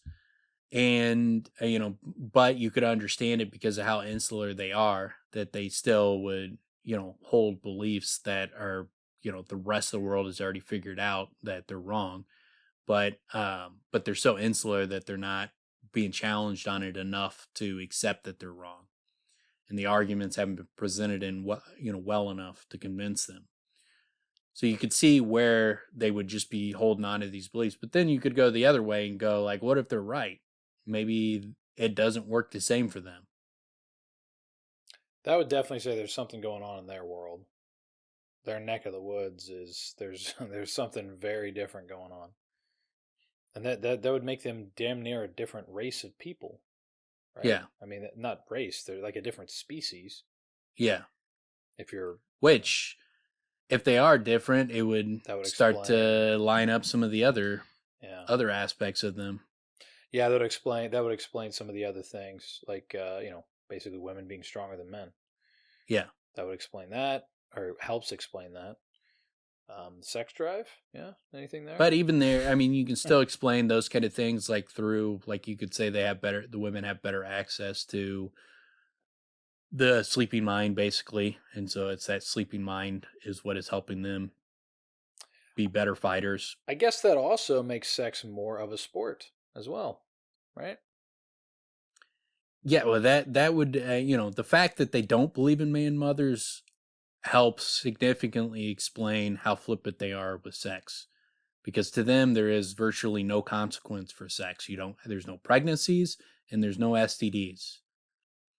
So you strip both of those away and then it's all pleasure. There's no consequence to it. There's nothing negative towards sex. If it's just pure pleasure with no STDs, no pregnancy, so there's no risk. So it'd be like, why wouldn't you just have sex with whoever? That removes tons of judgment, tons of reasons for judgment. Yeah. Yeah, it definitely changes things quite a huge degree. Then you're only dealing with like the societal aspect of it, and where you'd be like, "Ugh, you had sex with him," like, Yeah, but again, a lot but of that that doesn't goes. seem to be the part of their culture. Well, I was going to say a lot of that goes away suddenly when all of that is viewed differently, right? Because a big part of Well, that. you could still be like, ugh, he's like all sweating on you and stuff. Well, yeah. Like there could still be that gross aspect of it. Well, there's still disgust, right? They're still Yeah. disgusted by things. So yeah, that would be up on the list. And they're super cleanly, so like, but they're all fighters, so they're all probably staying in pretty good shape. So I don't think they're. Yeah, it just seems like it would be. It's more understandable that for them to not have STDs and not to believe that men play a part in pregnancy, that would make the society much more loose when it comes to sex. So I mean, he does a good job of giving you at least plausible reasons for you could start trying to piece together why their society is the way it is without it becoming completely ridiculous. Yeah. Well, and he also, I mean, he did quite an interesting job of creating a vastly different culture, Yeah, right? Compared yeah, they're to super like interesting. everything else. Yeah. Because it made Like it so, I mean, so so different in so obviously many we spend a ways. lot of time just talking about their culture because it is a very interesting culture to begin with. Because it is so different. Because I mean, if it's just like your culture, then there's nothing to talk about, there, because it's what you're accustomed to. It's the fact that it is so different is what makes it, conversation worthy. Sometimes it almost feels like, I mean, if you think about the ADM, it's almost like, well, how can I make just about everything different, right? In terms of Yeah. like how we communicate and what we value, and like feelings about intimacy, and just like all these things down the list are vastly And it different. even brings up like questions on the writing process. It's like, did you want to make a culture that doesn't have the taboos about sex, and then you started thinking like, what causes some of the taboos? Pregnancy, STDs, the risks. And then he's like, well, what if I strip away those risks? It was a process, something along those lines, That or makes sense. did it go the other way, or how did he come up with it too, is interesting. Well, I think it has to be, right. I mean, you have to give reasoning. If you don't, it's kind of sloppy because you're just making these whimsical decisions. And like, well, it's just the way the way it Yeah, should but be. You it's can do more that with like, some things. obviously came up with the reasons, but it would be more like which came first. Did The he chicken or the say egg, like yeah. there's not going to be STDs, or they're not going to believe in man mothers, so they're going to be flipping about sex too. They're going to be more promiscuous, those kind of things. Like which came first Yeah, is that's more my interesting. question. Yeah. How did it get fed through? I think what he was setting out was, when he first created the ADM, he's going to be like, they're fighters and they love sex. That's where he started. Probably that would be my guess. Yeah, like, is that he started with, I'm going to create a society that doesn't have the same sex taboos that our society has. I think that's probably where he started from. But that is his process. Like I've heard him talk about like how when he's designing a city in his mind, even if he's not going to describe all the aspects of it, he's like, so what would the city need? Like what would a city in that time period need? There's probably got to be a lot of farming by that, and farming's going to need water, so there's got to be a water system. It's got to be by a river, and he just starts branching out, and everything else kind of falls into place from like, I want this, and then how would this work? How would this function and be possible? And then everything else spreads out from there. So that's basically, I would bet that man mothers came from him saying like, I want to have a society without the sex taboos, and then what if I strip away their belief in that men play a part in pregnancy, that sex has anything to do with childbirth. Yeah, I mean, it would have to be the other aspect would be like, are you clean? Or however Bichette asked Kvothe, if he has STDs. Yeah, clearly that's like a huge deal for them. It's like, Yeah, well, he finds out that too with the conversation with Pentha. That's it too. Like the fact that the STD conversation and the pregnancy conversation are in the same part makes me think that he was like, all right, I want to make them promiscuous, but so what it's like, what if I eliminated pregnancy and STDs from the equation? What would that do to the society? Well, if I remember, if I have the feeling right, is like, if you have something, you're basically banished until it's gone. You have to go all the way to the tall or whatever to get rid of it before you're coming back. Is what it seemed like. Yeah. It seemed like you're a disgrace on the house, your family and all that shit if you caught something. Yeah, for sure. Yeah, it's a major problem. Like she would be very, very upset with you. Yeah, it's not a thing in their society. STDs are not a thing. You don't get them. And if they happen to get them, they go and they get that shit taken care of immediately, no matter how long it takes, and no one will have any qualms about you disappearing to go get that shit cleared up. It's weird. I mean, should we not be that hardcore in our world about it? Yeah, we should be. Dirty bastards. People like fucking knowingly will have shit and go around having sex with people and not tell them. Yeah, you piece of garbage. Well, it's fun. Feels good. You're giving people death sentences. With if I would have told them, they wouldn't have had sex with me. Yeah. Wouldn't be as fun, man. Yeah. Wouldn't be able to do it. I would not have near as much sex if I was telling people that, I'm going to give them a permanent disease to carry around for the rest of their life. But yeah, so we'll jump into that one on the next one. Before we pop off though, like what were we both watched Rings of Power, the first 2 episodes. So what was your initial thoughts on that show? I mean, there were, I will say, in a positive sense, it looks great. The visuals are fucking great. There are some things that are just, there were quite a few things where it's just like, well, that's even just small elements that really bothered me as a viewer, where it's like, you don't need a knife to point at a map. You would just be holding the map, or you use your finger. You don't need this special knife to point. It's just little weird things where it's like, you could find a better reason to be pulling a knife out or putting it away than just arbitrariness. Like, you're standing there staring at a picture of something, like a carving of an individual, and now you're putting your knife away. Well, like, why? Why was it out? You know what I mean? Those are very little things. But then also just like in the middle of a fight scene, no one talked about it and someone's propping you up to jump on top of it. It's like, there are quite a few things where it was just like, these are convenient for your story. When it's the first episode of an installment, that shit to me needs to be pared down. Like, it needs to be really clean.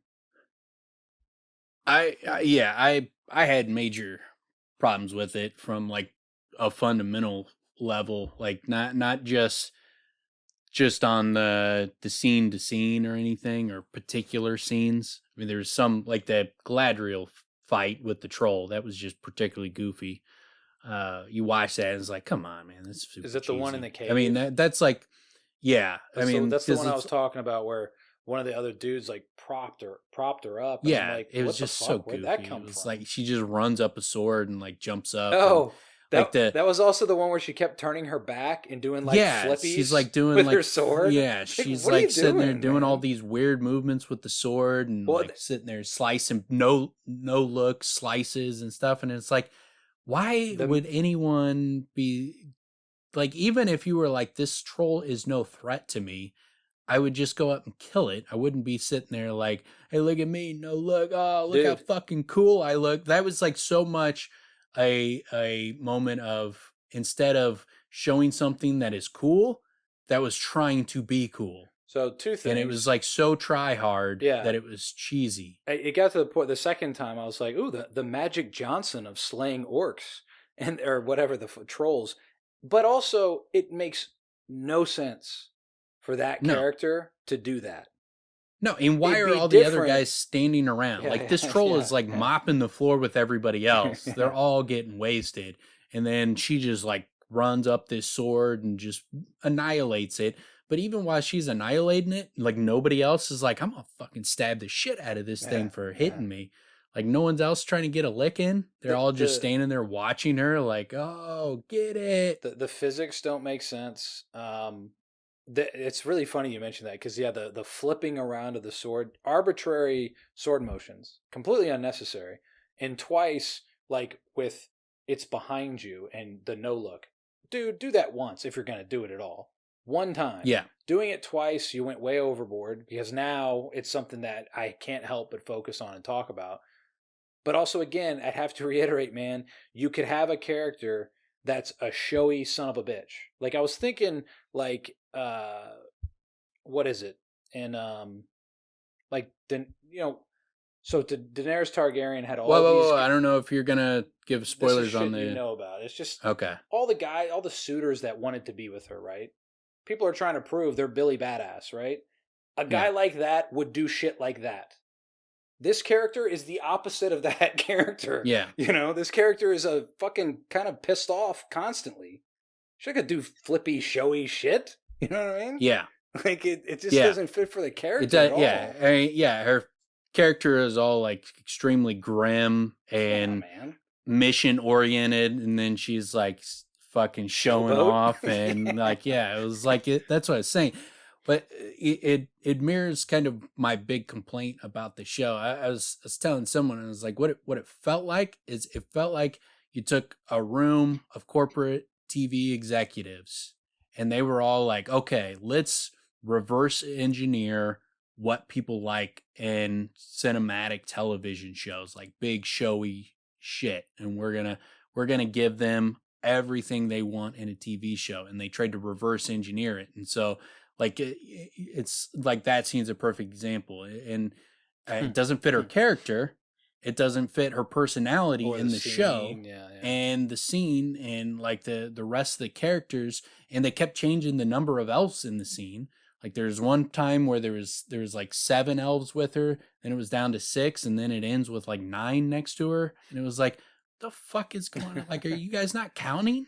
Like, you just don't care that like other people are gonna fucking like notice that there's like 6 people in one and 9 in it. It was just annoying. It's funny. I'm picturing they go in the boardroom and they have a dry erase board and they wrote on the top, "Let's make an epic."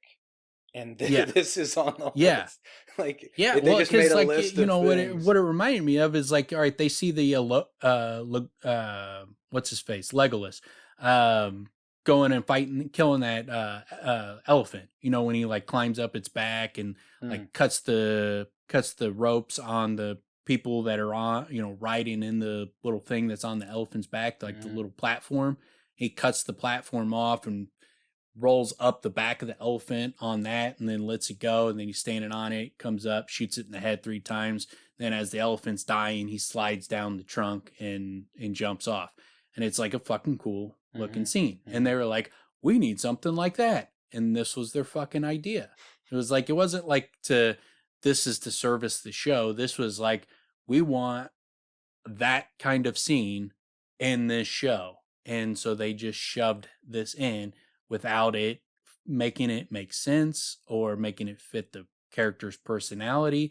Like, if it was just, it's there. But that was my big problem with the show, was, and the reason I say it looked like a corporate boardroom, just all mixing and matching scenes and stuff. Like, oh, we need to put a scene like this in it, and we need to put a scene like this, and we need to do this. And then they just mashed all that shit into one show. When you watch that, like, the tone shifts wildly throughout those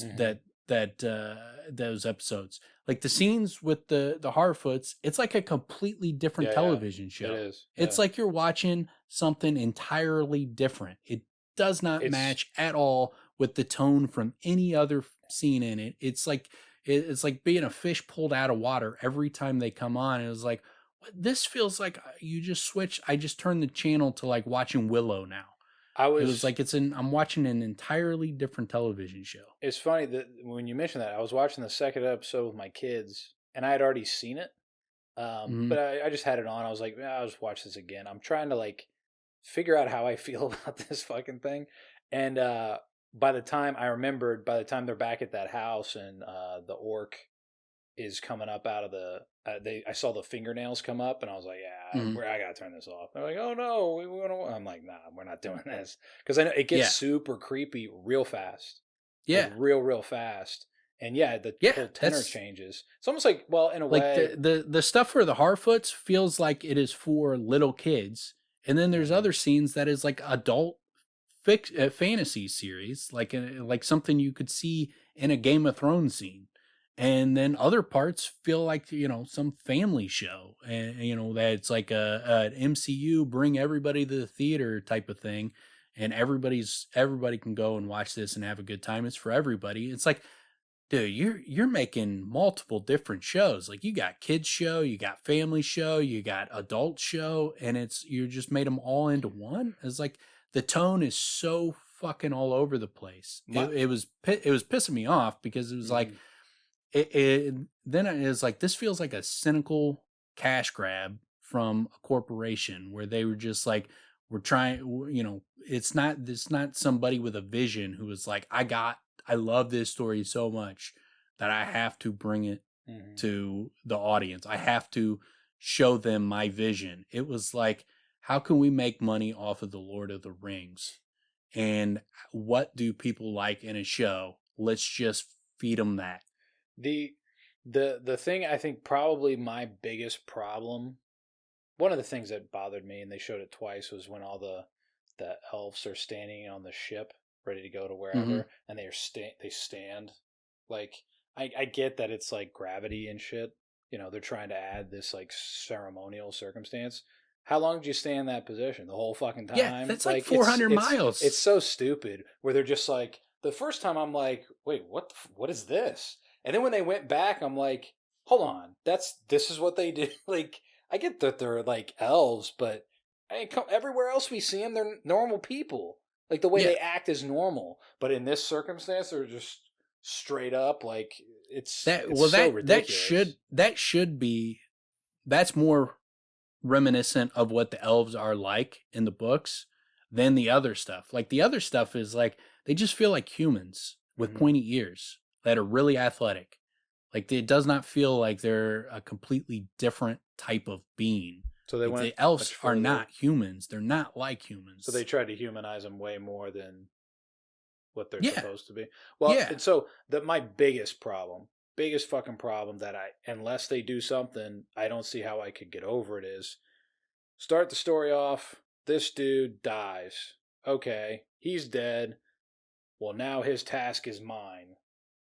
And she takes the blade, right? This fucking blade that I have to see the rest of the fucking show. But okay, why? Like, why is it yours? Like, I need something. It can't just be, he was my brother, now he's dead, so all the shit he was into, that's my shit now too. Like, is it though? Is that and how for people 1,000 are? years? Like, 1,000 years go by, and it's like, hold on. So people have been rolling with you, acting like this broody asshole, like, for 1,000 years. Yeah, they're just like, and you found. For 1,000 years, you found no clues for 1,000 years. You've just gone 1,000 years without a clue. And then once you find your first clue, then they're like, okay, that's it. Get the fuck out of here. Go back home. We're finally tired of you after you found your first clue. It's like, you didn't get tired of her 900 years in? So that in itself is a problem. But I'm like, all right, whatever. But then, she's traveling across glaciers and shit. And I'm like, hold on, so you have no direction? So you're just every corner of the world? That's what we're doing here? And you've done this for 1,000, like, okay, so you have more resolve than most. Got it. Okay, fine, but it's still like look, if you want to make that, then like over the 1,000 years, they have to be moving towards their goal. Had to have been like something. Getting closer. There's got to be hints. Yeah. It can't just be 1,000 years of nothing. And then everybody is like, oh, you're crazy. It's like, well, hold on. They know Sauron and the orcs didn't just disappear. They didn't just poof and gone. They have to be there somewhere. So you would still, it's not like, well, we have to, like the reasoning he's like, we need her to stop looking because if she keeps looking, it could just manifest itself. It's like, what? No, that's not how shit works. What do you mean? No, so wasn't the argument everybody else is saying we haven't seen anything for 1,000 years, so there's nothing. Yeah, but then he was like, he's telling Gilgalad, the guy that was like the king elf, was telling Elrond, he was like, if she keeps looking, she might manifest it. Like if she keeps looking for this storm, she might find the storm and bring the storm into existence. And it's like, no, Sauron is a alive being. He didn't disappear. If she keeps looking for him and she finds him, that is not her causing, Sauron to come into the picture. Sauron is already in the picture by the fact that you never got rid of him. He's there somewhere.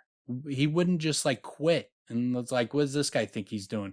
Hey, look, man, Sauron's probably just kicking up. He's retired. And so if you keep pushing him, it's going to be like John Wick. He's treating it like it is John Wick. He's treating it like if you go and fuck with this guy, you're going to bring him out of retirement. And it's like, no, what? Isn't he pure evil? He's like, yeah, he's like the embodiment of evil, basically. So he's like, so he's like, I don't know, man. I'm picturing like some. He's just retired, really man. He's got a big beer belly. Well, I was gonna say, yeah. He's got women. This is like a really comedic version of Satan, who you have no respect. Just too lazy. He's too lazy. He's just over it. But then she's looking for him, so he's like, all right, fine. You're not gonna let me enjoy my retirement. I'll come out and I'll cause mass evil. Yeah. And so that's like basically the reasoning behind it is like she's gonna bring him out of retirement, so we got to get rid of her. And then, but the other, the other parts are too is her brother. These are immortal beings, so her brother, like when he dies, he goes into basically the halls, and it's basically purgatory. And he goes there, and depending on how good of an elf you were in life, the better you were, the quicker you will come back and be put back into your body. Mm-hmm. Your body will be reincarnated back on the place she was going to, Valinor, the place they were sailing to. They were all going to go. Her brother would be back there chilling. So like if in this 1,000 years, if she was like that hurt over the loss of her brother, she could just go to Valinor and go see him. She could go be back with him. But they're acting like that death is final. They were treating death, and that's like such a break from the lore. And it's like, that's where you start annoying me. It's like, I'm not a big lore person. This is like one of my only lore complaints because I don't know it. I don't know the lore for the Lord of the Rings. I'm not a huge, I know this piece of it because when the trilogy came out, I looked up and why it was a big deal for Aragorn and what's her face to Liv Tyler's character, why it was a big deal for them to get together. Like her dad, was like, if you get with him, you're basically giving up immortality to be with him. And the reason for that is that when an elf would lose their match, they basically match for life. They get together with the same person. They stick it out for life. And if that person were to die and disappear, it would torment them forever, where they would never be able to get out of purgatory. And so the idea that I forget. So that's why I looked it up, and that's why I found out about this stuff. So it's one of the few pieces I know. So like they're just changing things like that willy-nilly just to service their own story. They're not worried about telling a story that comports to Tolkien's world. They're worried about like if Tolkien's world gets in the way of what we're trying to do, we'll just change it. So that's what really pisses off the fandom. The hardcore fans, that kind of shit. Yeah, so for but sure. That's why, you end up with you're getting so much hate is shit like that. Yeah, this isn't the fandom that you can just start making. And not only that, like the story that they're telling, they're combining events that happen over 1,000 years apart. They're combining characters that lived over 1,000 years apart. And so they're completely just doing whatever the fuck they want, not caring about the lore. And so that's going to, like, the hardcore fan base, which the Lord of the Rings is a super hardcore fan base, to the point where you saw there was a lot of pushback over the Lord of the Rings, but the movies were so good that it overwhelmed the pushback on the changes. A lot of people were pissed about a lot of the changes, though, the hardcore fans. Then with The Hobbit, they went further into those changes, and it felt like the corporate entities getting in and like, hey, we need to build off the success of that, so we need a scene that does this, we need a scene that does that, and we need this kind of character, we need a love triangle. And they start adding all these things that aren't a part of The Hobbit, aren't a part of that story. But those changes were much more drastic. And that movie got shat on hard. It is hated by a significant portion of the fan base. Not close to as well received. And that's why no one ever talks about The Hobbit, because it was just not well received. They didn't learn from the mistakes of The Hobbit. They doubled down on them and went significantly more in the direction that The Hobbit went. And all the mistakes The Hobbit made, they made those times 10. So the Hobbit was multiple movies, right? Yes, 3. Yeah. And which should have been 1 to 2 movies max. So they just tried to do exactly the same thing. Well, let's make a trilogy. It was a corporate cash grab, and this is more so a corporate cash they're grab, spending a hell of a lot more to try. I mean, who goes? What is more a corporate crash grab than saying, I want to make a Lord of the Rings show. We don't have the rights to the Lord of the Rings. We don't have the rights to the Hobbits. We don't have the rights to the Silmarillion. We don't have the rights to anything he's ever written, except for we will buy the rights to the appendices of the Lord of the Rings. The appendices. That's what they have the rights to. That's not a story. No. That's like footnotes. Yeah. You made a show. You're making a show off of footnotes. Like that's a cash grab. You're not trying to bring his shit to life. And then like, so you don't get the benefit of the doubt when it's like, come on, man, who buys an appendices to make a story if they're not doing a cash grab off of that? And then like once you see the product, then you're like, yeah, it was clearly a cash grab. This is not. They didn't have some vision that they were like, man, there's some stories in this appendices that I've been dying my entire life to bring this story to life. I got such a great vision for it. They didn't have that. They're fucking changing everything. It does. When you describe it like that, and from what I've watched thus far, it does very much have a feeling of, let's just put a bunch of people together and get some real good ideas for scenes and just try to make this as good as we possibly can. Like I said, I mean, the one thing is like visually it looks great. Yeah, visually it looks great. The dwarves are cool. The dwarf scenes, I thought those were cool. A lot of people were clowning on the scene with Elrond and the dwarf going up the elevator, and like when he's like, you missed my kids being born, and my marriage, and it was like a lot of people were clowning on that, and I was like, I don't know. I thought that was one of the better acted and written scenes in the entire 2 episodes. Like I thought there was some emotional impact in that. Like you would if your supposed friend just dips out for fucking 20 years. It's also it's kind of a cool way to show the difference between, because these elves live for thousands of fucking years. So it's like, dude, I didn't know that was a big deal. It's like, well, if you want to be my fucking friend, well then this is a big deal. I did kind of like, I kind of like. Well, I also like when he comes in, he's like. I don't remember it was like goat horns, whatever. He's like, oh, they're gonna welcome us, red carpets and all this shit, and then he's like, yeah, go away. Yeah, I want nothing to do with you. I kind of like the dynamic of like, all right, now he's got to fucking put some, like, really go through a physical test to try to earn his ability to go in there after he thought it was gonna be easy. So I kind of like how that played out. It was, I mean, I watched it twice and I didn't hate it.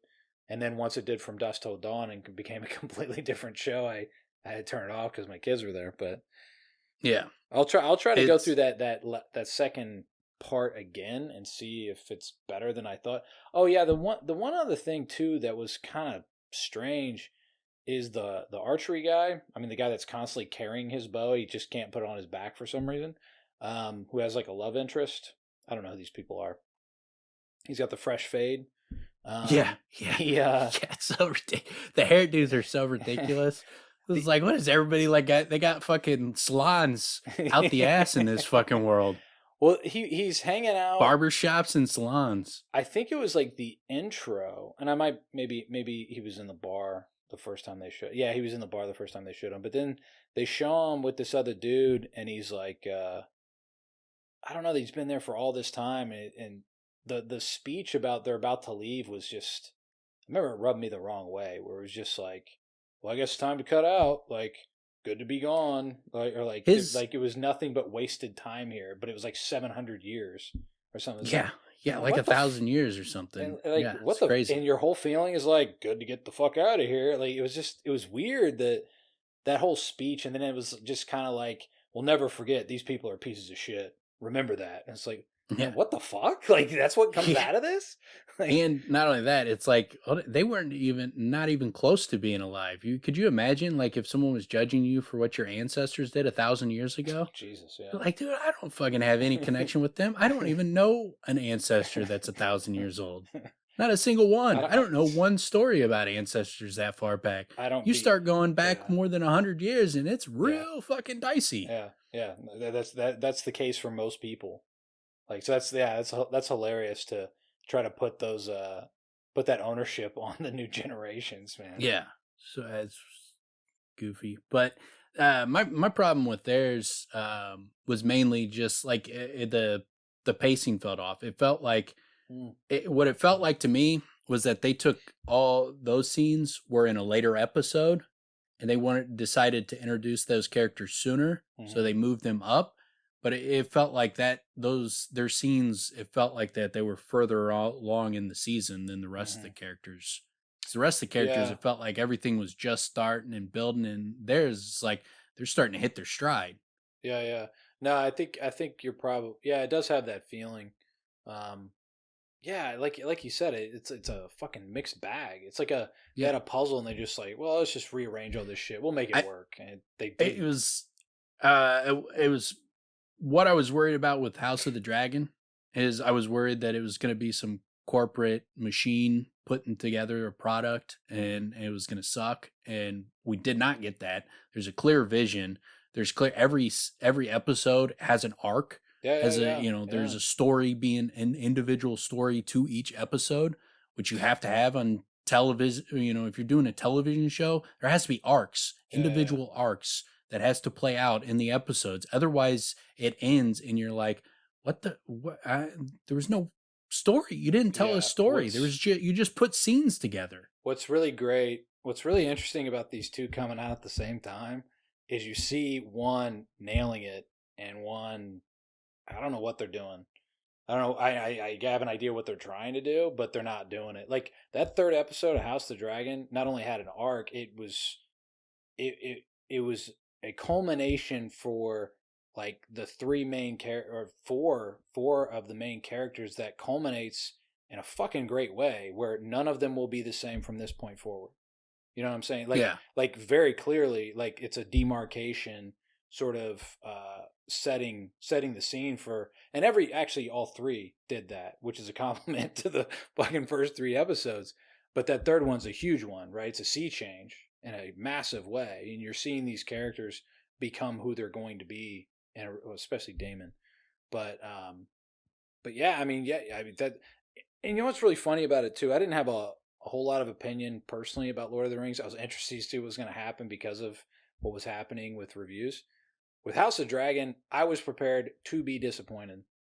Oh yeah, for sure. I just thought it would be, I don't know, man. It was just because I liked the book so much, I thought it'd be better for me to go in that position anyway, and then be surprised for one, but then also I thought the reaction I have for Rings of Power, I thought that was going to be my reaction to House of the Dragon, and I thought my reaction to Rings of Power was just going to be more like it is for Wheel of Time, where I'm like, it's fine. I like some of it, and there's other parts that I don't like, and I wish they would do differently. But I don't watch it and get angry. But I thought they were going to corpify fucking House of the Dragon and ruin a story that I like a lot. And I thought there's a ton of potential to do a really good adaptation. It's tailor made to be adapted because of how much information you could fill out with acting and more dialogue and that kind of stuff. There's just so much more you can build off the bones of that story with a TV show. It's a perfect type of story to be adapted because of the book does not give you all the details. So it's not a lot of the details are missing, the finer points. So adding those in can make the show can be even better than the story. And I think that's what we're seeing right now. But I expected to be angry. I thought they were going to fuck it up. I was excited going in. I wanted to see it, but I still was in the back of my mind. I'm thinking they're going to fuck this up. I did not expect to be angry watching Rings of Power, but it like epitomized everything I hate about an adaptation. Like I like, it's not like an individual scene. Like some of the scenes are corny. Some of the dialogue is corny. Like the opening when the brother's talking about like a rock looks down at the bottom of the ocean, whereas the ship is like, that is just someone trying to sound intelligent and poetic and failing miserably. It doesn't make any fucking sense. His analogy doesn't make any sense. The things he's saying, the words, he's just saying them in a poetic. It's like, this is like if Ambrose was fucking talking to his sister and trying to cheer her up is what it felt like. So fucking bad. I'm glad you brought that up because it's much like her whole thing of like, he's dead, now his mission is mine. So that I just have to buy that because you're not giving me any real reasoning to like really get me to buy into this. I don't even have a big reason to root for you, frankly. And she's not really that compelling as a character. No. As a human, she's not, or as a humanistic sort of character, which is what you're trying to draw me in for. That's not very compelling. And the first thing is this speech. That's like the first thing that you really got to grapple people in. And you have this moment where it's like, oh, teaching moment and all this shit, and you know, two siblings, and it's like, yeah, it's like you said, it's like trying to be poetic. I get what they're doing with like trying to play this visual image of, you know, the water and the stone and the boat and all that, but that's not really how physics work for the boat. No. It's not because it looks up. What are you talking about? It's like, why does a rock sink when a boat floats? Buoyancy? Like, what do you mean? Weight? Buoyancy? Yeah. Like there's a whole bunch of other things. Has nothing to do with light. Not light in the sense of what you're saying. Metaphor that you just like it's like some word salad that you just threw together. That dude's that's such a great point. $1 billion fucking dollars, and you guys wrote on a dry erase board, let's make an epic. How many introductory like speeches? How many ideas of what an introduction, the first sort of dialogue would be, where we get to know these two characters that apparently are the linchpins that hold this whole story together, or at least kick it off. That's the best you got.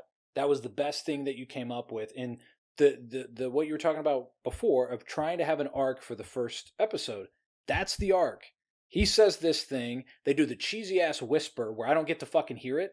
Oh, okay, that's cool. So this better fucking pay off, right? And in the end, it doesn't pay off at all. No. It's like, oh, the simple things. Like, yes, that does have something for it when you say sometimes the simplest things are the best. Yeah, okay, I'm on board. But when the simplest thing is like sometimes you have to touch the darkness, like what? No, and also it doesn't even make sense. That doesn't make sense. How do you know which light to follow? Well, I don't know. One is the ocean and the other is above it. So if you find yourself drowning, you went the wrong way. Not only does that not make sense, the analogy doesn't make sense, and none of it makes sense, and it's not poetic. In the end, it's just it. She wouldn't say, "Well, that's so simple." You wouldn't even say that's simple. You'd be like, "Wait, huh? What are you talking about?" That would be like the proper response would be like, "Wait, what?" Instead of, "But that's so simple." You could look, and one is clearly the water. You can see it's water. You're on a boat that's above the water. So clearly anything that's on it is not the real light. It's a reflection. What are you talking about? You know how you know it's a reflection? That's how you know what light to follow. Don't follow the fucking one you know is a reflection. Yeah. It's Or just stupid. I you hate can, those you can little splash sayings when people say the things water. and it's like you're trying to be fucking smart. You're trying to be Yeah. poetic and it's Yeah. not. You're not accomplishing it. No. It's the opposite of what Rothfuss does, where his work is there is a lot of poetic stuff in there and there's a lot of There's meaning. but it is so well written that it works. It is, if you're going to do those kind of things, it better be good, because otherwise it's going to sound like some knockoff fortune cookie nonsense, and it's going to sound stupid. Well, and the idea again, but this goes back to what you said before. How do you build, an epic episode? Well, it's not bad to think I'll start with this scene that gives us the young versions of these characters. He says something to her that's impactful, that's going to pay off later in her life. It doesn't make any sense for either. Like, sometimes you have to go to the darkness. So you jump off a boat in the middle of the fucking ocean into where the light isn't, and that's going to save your life. When she jumped off the boat, it was like, all right, that's it. I was like, I'm done. I can't do this. with the blade in the middle of the fucking ocean. Yeah, it was like, I can't do this. Was she gonna fucking swim back to land? And I was like, man, I can't do it. And then I was like, I'm not watching anymore. And then I was like, man, damn it, Tim's gonna watch both. I was like, I gotta at least be able to say I watched both episodes. I was like, I can't talk about an episode I didn't even watch.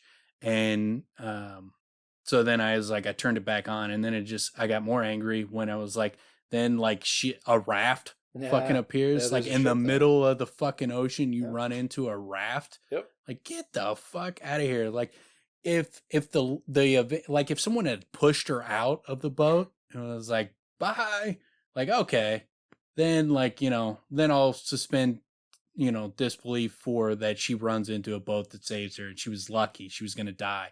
But the fact she chose to jump out of that boat, it was like, didn't a writer at any point go like, hey, maybe like there's a raft that's inside the boat, and she takes like the spare raft and throws that out there and jumps on it. And there's got to be some plan. There's got to be something. Like, it can't just there's a little air tube that she rides in, like that she throws in the water to fucking make sure she doesn't just have to fucking swim hundreds of miles without drowning or starving to death. Because like, just drive. I even looked up. I was like, what's the farthest anyone swam before? And it was like 75 miles, and it took like 50 some hours. I was like, no. Well, it's also, it's all just because her brother said at some point, you got to touch the darkness. So she's like, you got to be a rock. Touch the darkness. That means jump in the ocean and just see what the hell happens. You got to be a rock instead of the boat. And you got to look to the light. But this time she looked at the darkness. Yeah.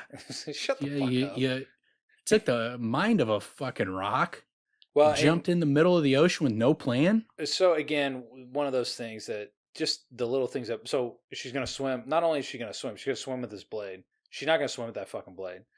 Unless the boat shows up in 20 minutes. All of a sudden this boat out of nowhere, 20 minutes. Hey, I don't understand how no one with any authority to override the decision there wasn't like, she can't just jump out in the middle of the ocean with no plan. So that I'm just going to start swimming. That can't be the plan. No, they're like, and then she just finds a raft in the middle of the freaking ocean. Here's like, what are the odds of this happening? If the odds are just completely insurmountable, and there's no thought process to her jumping out, that's just too ridiculous. You combined one ridiculous thing with another ridiculous thing. I think went with, cannot do that. They went with, but think of the cliffhanger. Everybody's going to be at the water cooler the next day saying, but what's going to happen? She's in the middle of the ocean. What can she do? And that's what they'll talk about. Like, instead, I bet you there was a ton of people like me that was like, no, you're not, no. So what was done? So what happens? Done. A raft shows up. She tries to get on. They're like, no, fuck you. And then it shows back up and they're like, yep, you now. Now we're buddies. What the fuck, man? This is so... I did actually like... So again, visually, I did actually like when the boat shows up and it looks like a boat, but it's actually this big-ass worm or whale, whatever the fuck. Yeah. And when she's then swimming away and the shot is the water line and you're seeing below and above and below and above as the water line moves. You're seeing her Yeah, that was a swim cool in the visual. back. Yeah, That was really cool. That was a cool shot. visually, the cinematography is great. I have no issues with the cinematography. Like, I mean, some people will complain that they used too much CGI, but I don't feel that way. I thought the CGI was good. Yeah, I don't have any beef with everything. It looked like a beautiful. it looked like $1 billion project. Yeah, I mean, no, it looked like they spent a lot of money on it. Yeah, it looks beautiful. Like the whole shit with like the Harfoots and all these different areas. It looks Mine great. was all storytelling was my complaint. So I was like, this is a bad story. This is bad storytelling. This is not what and especially if you're doing Tolkien, like the bar is set pretty freaking high. The guy's a great storyteller. You can say what you want about Tolkien, but you cannot deny that he is not one of the greatest storytellers to ever live. Certainly one of the most popular. It's in the top like 2 or 3. Like there's not really many people that sell like him ever in the history of the world. I would also say, you know, I wasn't going in trying to hate the fucking show. I don't watch a lot of these types of shows, so I mean, it's not necessarily my genre, but whatever. I mean, I was going to watch it, so I'd rather like it than not like it. But when you start off with something like with that little cheap, I'm going to tell you something, audience doesn't get to hear. Like, it's okay to have the audience not know some things and you know the characters know, and vice versa is even better. But to be able to do that in a less cheap way than they did, at least give me some wind or something. The payoffs better be good if you're going to do that. So if you're going to do that, then yes, the payoff needs to be great, and it was fucking not at all. It was lame. It was super lame. It was really lame. And then it's just there were so many little things for me to get annoyed by that I mean, a lot more than I usually have. And I will say this, if it was a different show, if it wasn't Lord of the Rings, it wasn't like $1 billion, if it was a different show, I probably would have turned it off and I wouldn't have watched the second episode because of just like the little things that were just fucking dumb, like little cheap things where it's like, dude, just fucking edit that part. Figure out a better reason for her to have her fucking knife out. It's small, but it matters. It was done. It so much didn't fit my personality. A lot of the scenes, like there was one of the scenes where they were trying to show her being, you know, angry and defensive and kind of just, you know, a stern figure. And she was doing this little face twitch, and I started laughing because it was just like I just kept picturing Sheldon it's supposed to be the opposite fucking Big Bang Theory, of and I was like, when he would like do his little spaz outs, I was like, dude, you are not portraying like grief stricken and anger. You're portraying like some crazy lady who's about to snap. Yeah, that's the opposite. It's like, and you're not supposed to. You're laugh. like Galadriel. You're Galadriel. You're like the fucking king shit fucking elf, queen shit elf. Like you should not, like, this does not portray what we've seen in Galadriel. It's like it's so different from what we've seen on the other movies and in the books. It's so different that it's extremely jarring. Like, she's a completely different character, and so is Elrond. And I'm not like her character. I thought they did a complete disservice to her on having her on the way they wrote her, making her have, you know, they didn't make her a likable character. It was like, what are you guys doing? Like, it's like this depressing, angry person, and then her backstory, she's been like this for 1,000 years, and it's like, no, you guys are putting too much. By the way, it's all anger. She has no direction. Like, she seems lost.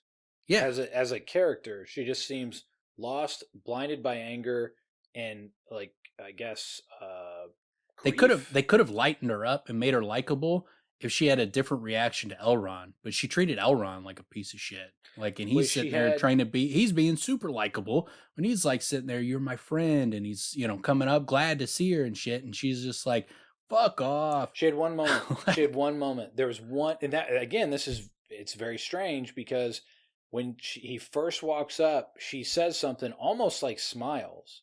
She has one moment of levity. It's like so brief. And then the rest of the scene, she's an asshole. And it's like, when I rewatched it, I'm like, oh yeah, I forgot. What was that about? it doesn't hold with the rest of it, because it's like, No. well, if she's going to have that moment of levity, then she's a different person than what she is throughout everything else of the whole fucking 2 episodes I've seen. Well, it's like there's a character Butcher in The Boys, and he's a dick, and he's an asshole to people and shit, but he's got some funny moments, some levity to him, some smiling, some joking back and forths and shit that lighten up his negative qualities. Because if it was all just anger and animosity and all this kind of shit, and then it would be like, fuck this dude. Yeah. Like, this guy's a fucking dick. He's a piece of shit. Yeah. And they didn't lighten her up. Maybe they will later episodes, but they didn't in the first 2, which is that's your moment to shine. You don't get second chances. This is your opening. Well, opening 2 hours, and you didn't make your lead character likable in the first 2 hours. And it's a common complaint. It's a big problem, dude. Elrond, I thought he was a likable character, and I thought, the character was fine. He's just not Elrond.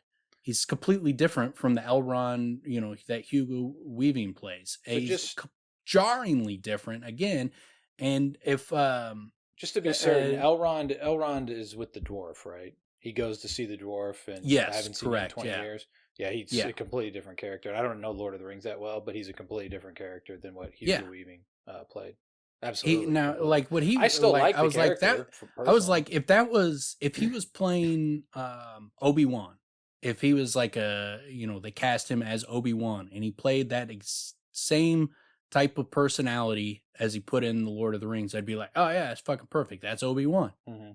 And it was like, but that's not Elrond. That's it's a completely different character. I do actually like the character though. But yeah, you're right. That's completely different. But yeah, I don't know. Something else came to mind. That's funny. It's funny to think about that, because what you mentioned before about how there's no cohesion, there's a lack of cohesion very much throughout. That I mean, I know I just talked about it, but when that scene begins and he walks up, she says something. I remember there was one brief moment of levity, and then it just goes away and never comes back for her. And then also, the standing in the boat when they're all standing at attention the way that they are is, man, that's so absurd. The first time I was just like, what? It really was jarring for me, where I'm like, hold on, no one's going to move? Like, there's got to be somebody. Someone's got to bend down, something. Someone's like, come on, man. They're going to stand like that this whole time. And then it's like, okay, so if that's the way they're going to be, then these are like superhero type characters, right? They kind of fit that whatever profile. But then the second time they showed them again, I was like, nah, this is dumb. Yeah, they don't match. The scenes don't match. Like, I mean, it's like they just were like, let's shoot this kind of scene, and let's shoot this kind of scene, and this kind of scene, and this kind of, and funny, and sad, and anger, and all these. We just shoot all these scenes, and then we'll just put them one after another. And it's like, yeah, but it feels like there's a bunch. I'm watching a bunch of different shows. All mixed together.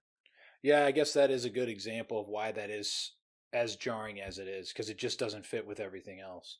You can't have that. You can't have people standing like that for the entirety of a boat trip that's going, I don't know how fucking far, but it seemed really far, and then you're in Harfoot land. Like, it's so fucking dramatically different. And it's not just like, oh, those are different worlds. It's the way they're standing, man. If you see the essence of what that's trying to say, it's a completely different type of, even like almost a different genre of show.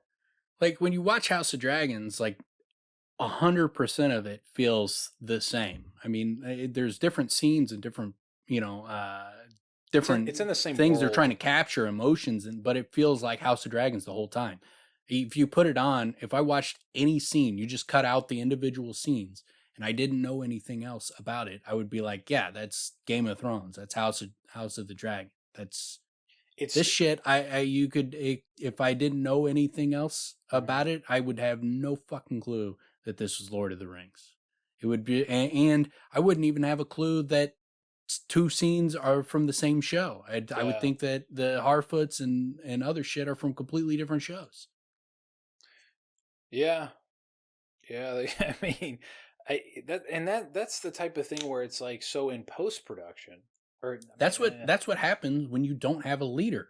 Like the people that they have that are the showrunners are two guys with no experience. They've never done anything, especially nothing of this magnitude. They're like entire thing listed on their IMDb is uncredited writing for Star Trek Beyond. That's it. They've wow, never done anything else, and they put them in charge. And the only reason you would put two guys with no experience in charge of $1 billion project is because they're going to do what you tell them to do, and that's what it yeah, feels like. yeah, that is what, yeah. I mean, and again, I mean, Amazon hasn't been making that many shows, but I guess leave it to HBO. HBO is pretty consistent with putting out things where I can like trust well. So a good example, and I don't think it's even that popular, but there was a show White Lotus, and a buddy of ours convinced me to watch it, and I watched like a couple episodes. I'm like, man, this is like hitting on all notes. Like it's really fucking good. And I hadn't, and then I noticed by like maybe it was the third episode or so that it was written, produced, directed, and I think even music or like score. It was all the same guy.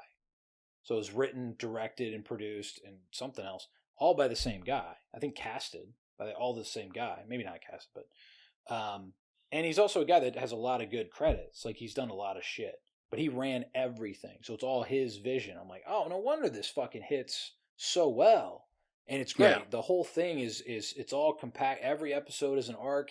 The whole season has arcs for each character. Each character goes through specific significant change. It's like really compelling in a lot of different ways. It's a completely different genre of show than what we're talking about, but it totally works. And that was part of the. It wasn't surprising to find, oh, this dude had all the control, you know? yeah. I mean, that's almost always even shows that don't work. I can tell the difference between a show where like there's a clear vision, someone's trying to bring forth their vision of something. Usually get it much more with like Netflix and HBO are much more likely to be hands off and let the shows just the creators and the people involved just do their thing. And you don't have a lot of corporate notes telling them to change things, add a scene, make it punchier, and this kind of thing. Like they don't. You can tell when shows are the corporate entities have too much control over it because then it feels disjointed. If it's jarring, you Well, could tell. and that's why a lot of times, even like once you get a little bit further into like later seasons, like a second or third season, and then you see different names involved in some of those bigger roles. And it's like, well, you Yeah, could feel it. You're like, yeah, yeah, this was directed by someone else. What's going yeah. on here? Like this is totally different.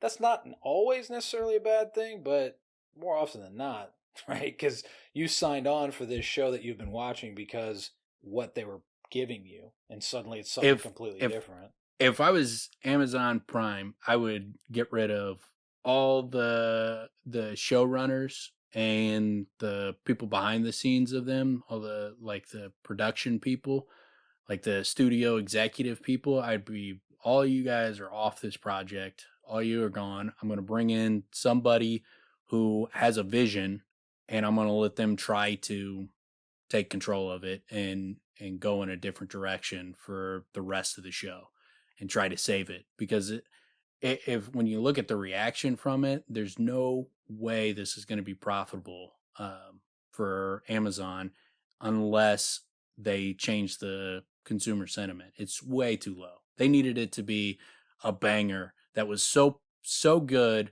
that even the hardcore Lord of the Rings fans that were determined to hate it from get go because of the changes to lore, the people that you had no chance of winning over just because of what you were doing with the lore, you needed to have it so good that you overcome their negative sentiment, and they did not do that. Like it's sentiment's way too low. Well, and it's even a turnoff for people like me who I'm just a Yeah, casual observer, yeah, that's and what I'm I just mean. like, man, this is just not hitting on storytelling. No, But there's two things I would say. If you said if you were Amazon Prime, number one, I would have a son and name him Optimus. yeah, Two, man, yeah, go to where the fandom is. Go to like where, go to the people that are the most involved, the conventions where there's Lord of the Rings people, and get people that love these worlds and I don't know, man, canvas, man, and get Yeah. some ideas and see who's passionate about it, and get some real fucking writers in there, man. People that have worked You on need similar shows. I don't even know if it is 100% the writers, because a lot of the writers, you look at their credits and they, it's Breaking Bad and shit like that. Like they're on some legit shit. I don't know, maybe they were, had someone over them that was, controlling their writing to an extent and pushing it and making sure that it was top quality. And maybe they didn't have that because of the showrunners on this show. But so maybe I don't necessarily know if it's just the writers. I think with a better showrunner who has a vision, he could go to them and say like, no, you're not conveying what I want to be conveyed. We need to make changes to this and this and this and this and this, and improve their writing, help them. If you don't have a good leadership, you can't help the writers. You're just selling them, write this scene. Yeah, whatever. If they don't know any fucking better and they don't know how to bring the vision that they want to life, and they don't have it in the experience, they're not going to be able to help the writers and get the best out of the writers. And they're not going to, and the same like with the directors. If the directors don't have a vision and know what they're fucking trying to do, then they're not going to be able to get the best out of the actors. So it starts from the top. You have to have a good leader. You have to have a vision, and you have to have a cohesion to that vision that's being delivered in all of these scenes. I mean, they have to come together, and some of that can be done in post. But like sometimes you can see it's terrible acting or writing, and you can see that. That's not the problem with this show. I'm not looking at the actors and being like, all these actors are terrible. The writing is just atrocious. I can see that if there was better leadership and there was a vision, like all those elements, the production quality, the visual cinematography, it's all the talent is not the problem. It's the assembly. The problem is the leadership. Yeah, it's like the assembly. It's like the putting it together, and it also feels that the reason why I go to story is it feels like these are the things you got to kind of map out before you got everybody on set ready to fucking go. You know what I'm saying? Like there needs to be some of I keep harping on the same words, but a cohesion of the overall, thematic idea of what you're going for. It's all over the fucking place. And the feeling is, the tonality is all over the place. It's not just like scenes are different. It's like the tone is off. But I don't know. It'll be interesting to like watch. I'll keep watching it just for curiosity's sake, because even when shows don't work well, there's still something to learn from it, from a sense of like why some things work, some things don't. When some things work, you're just like, that show's badass, and you end up saying, well, why? But what is it and it's everything. That's how I feel about like Breaking Bad, Better Call Saul, stuff like that. It's hitting. To me, it's like hitting on every freaking note. Like they're hitting all of it, the lighting and the cinematography and the writing and the acting and the music, and it all makes sense. There's nothing jarring. My concern, like I don't think I could go on unless I heard like people were like, oh no, it gets way better. Like, and they agreed like with me, like, yeah, the first 2 episodes I agree with you, but they fix all those problems. Then I would be like, okay, I'll give it another chance. But the things from what I've heard is the first 2 episodes were shot prior to COVID happening. And then the rest of the show was shot after that. And so there's a big gap between the shooting between those second episode and the third episode. And so then I'm like, so you mean they got the cinematography and all that kind of stuff before there was a shortage on the CGI, and like all the CGI has been affected since COVID happened because of how much work that is being consumed by Disney and Netflix, and how many guys they have taken over its CGI, and then they're putting out so much product that it's just hard to find good CGI. So that's taking a hit on a lot of shows. So it's like we've probably seen the best cinematography, and then we're gonna get what we got after this gap. I was like, man, I don't know. I was gonna say, when you said it either needs to be a lot better, or what if it's it's a lot worse? That maybe the train wreck is worth looking at. Yeah, I know. But I mean, I will say it would have to be so bad where it was like, all right, you have to watch because we have to shit all over this thing. It's the worst thing ever. The funny, well, in that case, it's definitely worth looking at because it's a fucking $1 billion enterprise. Yeah. I didn't know about that gap in time. That's a big fucking problem too, because that tells me you had that's what I've heard. I haven't time. I haven't verified that, but I have heard that. But it was in production for occasions. that many years, dude. If you had that much time to like map this out, that's where it gets to be. They had that much time to map out the first 2 episodes. Yeah, man, make them, like you said, bangers. They should be 100% like tight, man. It should be on point. And that's why I point out those little things, because especially your first episode, if those little things aren't, you're giving me reasons to be like, man, this is stupid. Look, it's already fucking ridiculously unbelievable, right? Just the concept of this show. I'm going in, already. I'm signing up regardless. And then you got all these other like little things that just, it's like, man, really though? Like they don't make logical sense, a lot of them, and you're really testing me. So it's, I don't know. I'm a watch for curiosity's sake, if nothing else, and I don't mind shitting on something. I'm usually like, if anybody's like followed me on all these shows, I'm usually very easy to please. Like I don't like go hard at a lot of shows, and usually if I don't like something, I just don't watch it and don't talk about it. I almost exclusively talk about shows I like, so like that gives you an idea how much I hated the show. It pissed me off so much that I was like, I can't even not fucking talk about it. I have to fucking tell people why I hate this. Well, and then they also did decide to take the most ridiculous role of like, oh, it's not that good, all right, well then it's because you're a bad person. Yeah. That also is going to make me get a little, well, not riled up, but all right, now I'm definitely curious to see what kind of product. Oh, that is the worst marketing campaign I've ever seen. That should be studied. Like, how do you peel away the largest portion of your fan as you possibly can before your show ever comes out? Like, how can you piss all those people off? Like, cause like, I'm not a hardcore, Lord of the Rings guy. I love the trilogy. I think they're great. I like the books, but I'm not like The Hobbit. Never been a fan of the books. Didn't like the show, or the book, and I didn't like the trilogy. But so I'm not like a hardcore Tolkien guy, and I don't look up all the lore or anything. It's not a series that I've like fell in love with. I just like it. I'm like a fair weather fan. If it's good, I like it. If it's not, I don't. So I'm much easier to please with that. But even like they had me going in kind of on a negative tip, because I was already like, man, fuck these guys. What is their problem? Why are they talking so much shit to fans? And so stupid. Like, we're going to fix Tolkien. And like, it was like, it's such an arrogant, just the worst marketing. It's such an arrogant and just like dunderheaded came to mind. I don't know if I've ever even said that word. But it's such a just ignorant. Well, it's not even ignorant. Like, you have to know the mistake you're making. You have to know, like, turning off your audience is the priority number one. You don't do.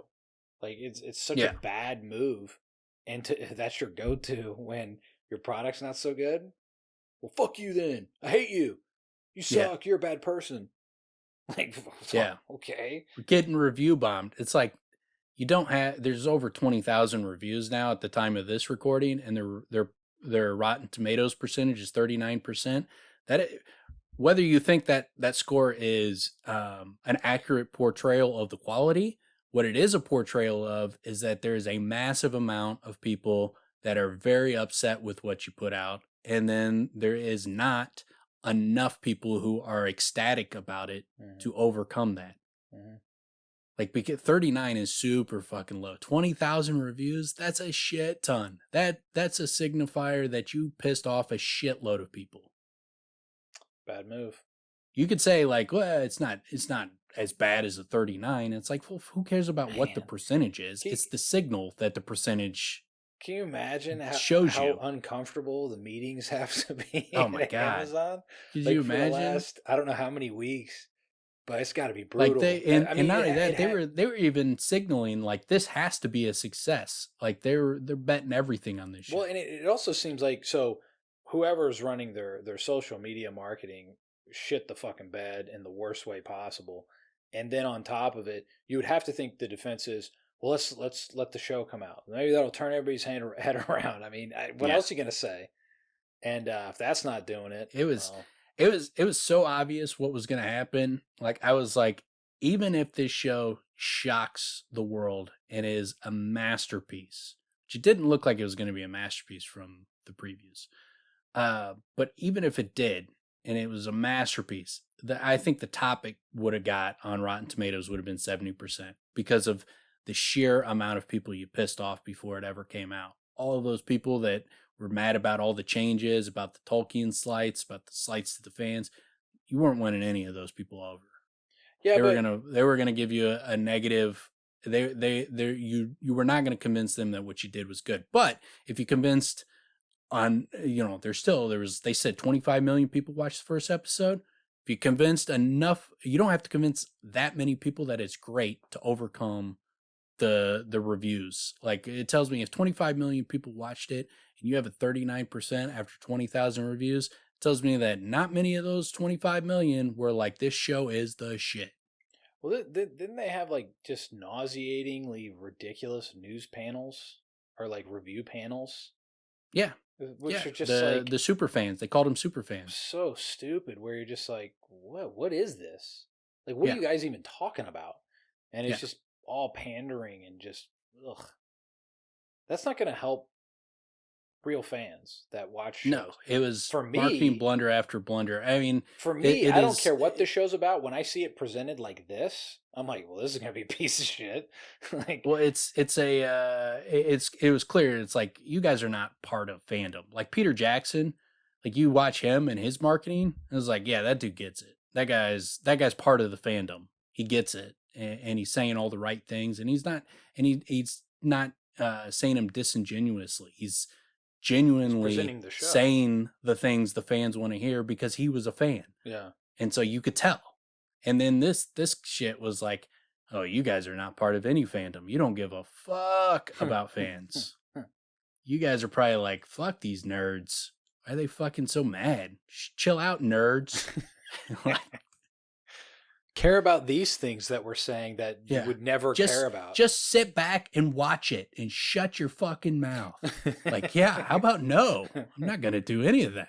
How about not only no, I'm going to shit on this thing and see how many other people want to shit on this thing.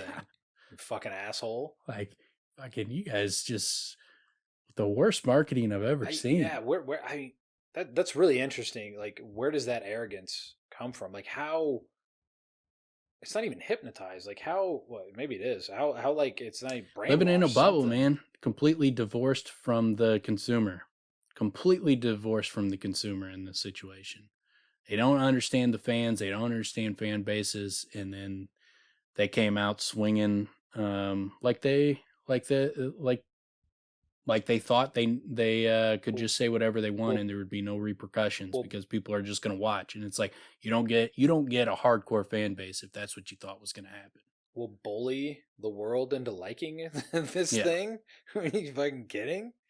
That's not how it works, man. That's not why people consume TV. Like, what are you talking about, man? It's stupid. But it's funny. It's funny for like, cultural history to kind of witness. Yeah, it's kind of the memes and the comments on their videos and stuff. Those are legendary. But so we will on the 16th, we'll do a live stream. We'll probably just, I think on the live stream, because we might be doing like a guest appearance on another podcast. So I'll know for sure before then, but at least on the 16th, we'll do a live stream where we'll talk about not Rings of Power. We talked about it enough here. We'll talk about House of the Dragon on that, and then just whatever people say in the chat, we'll respond to questions or whatever too. Well, but I think we'll focus on House of the Dragon because we'll have 4 episodes to talk about, and like episode 3 was phenomenal. Yeah, And so- it was great. If I'm feeling very motivated by the next 2 episodes of Rings of Power, I'm going to talk about it.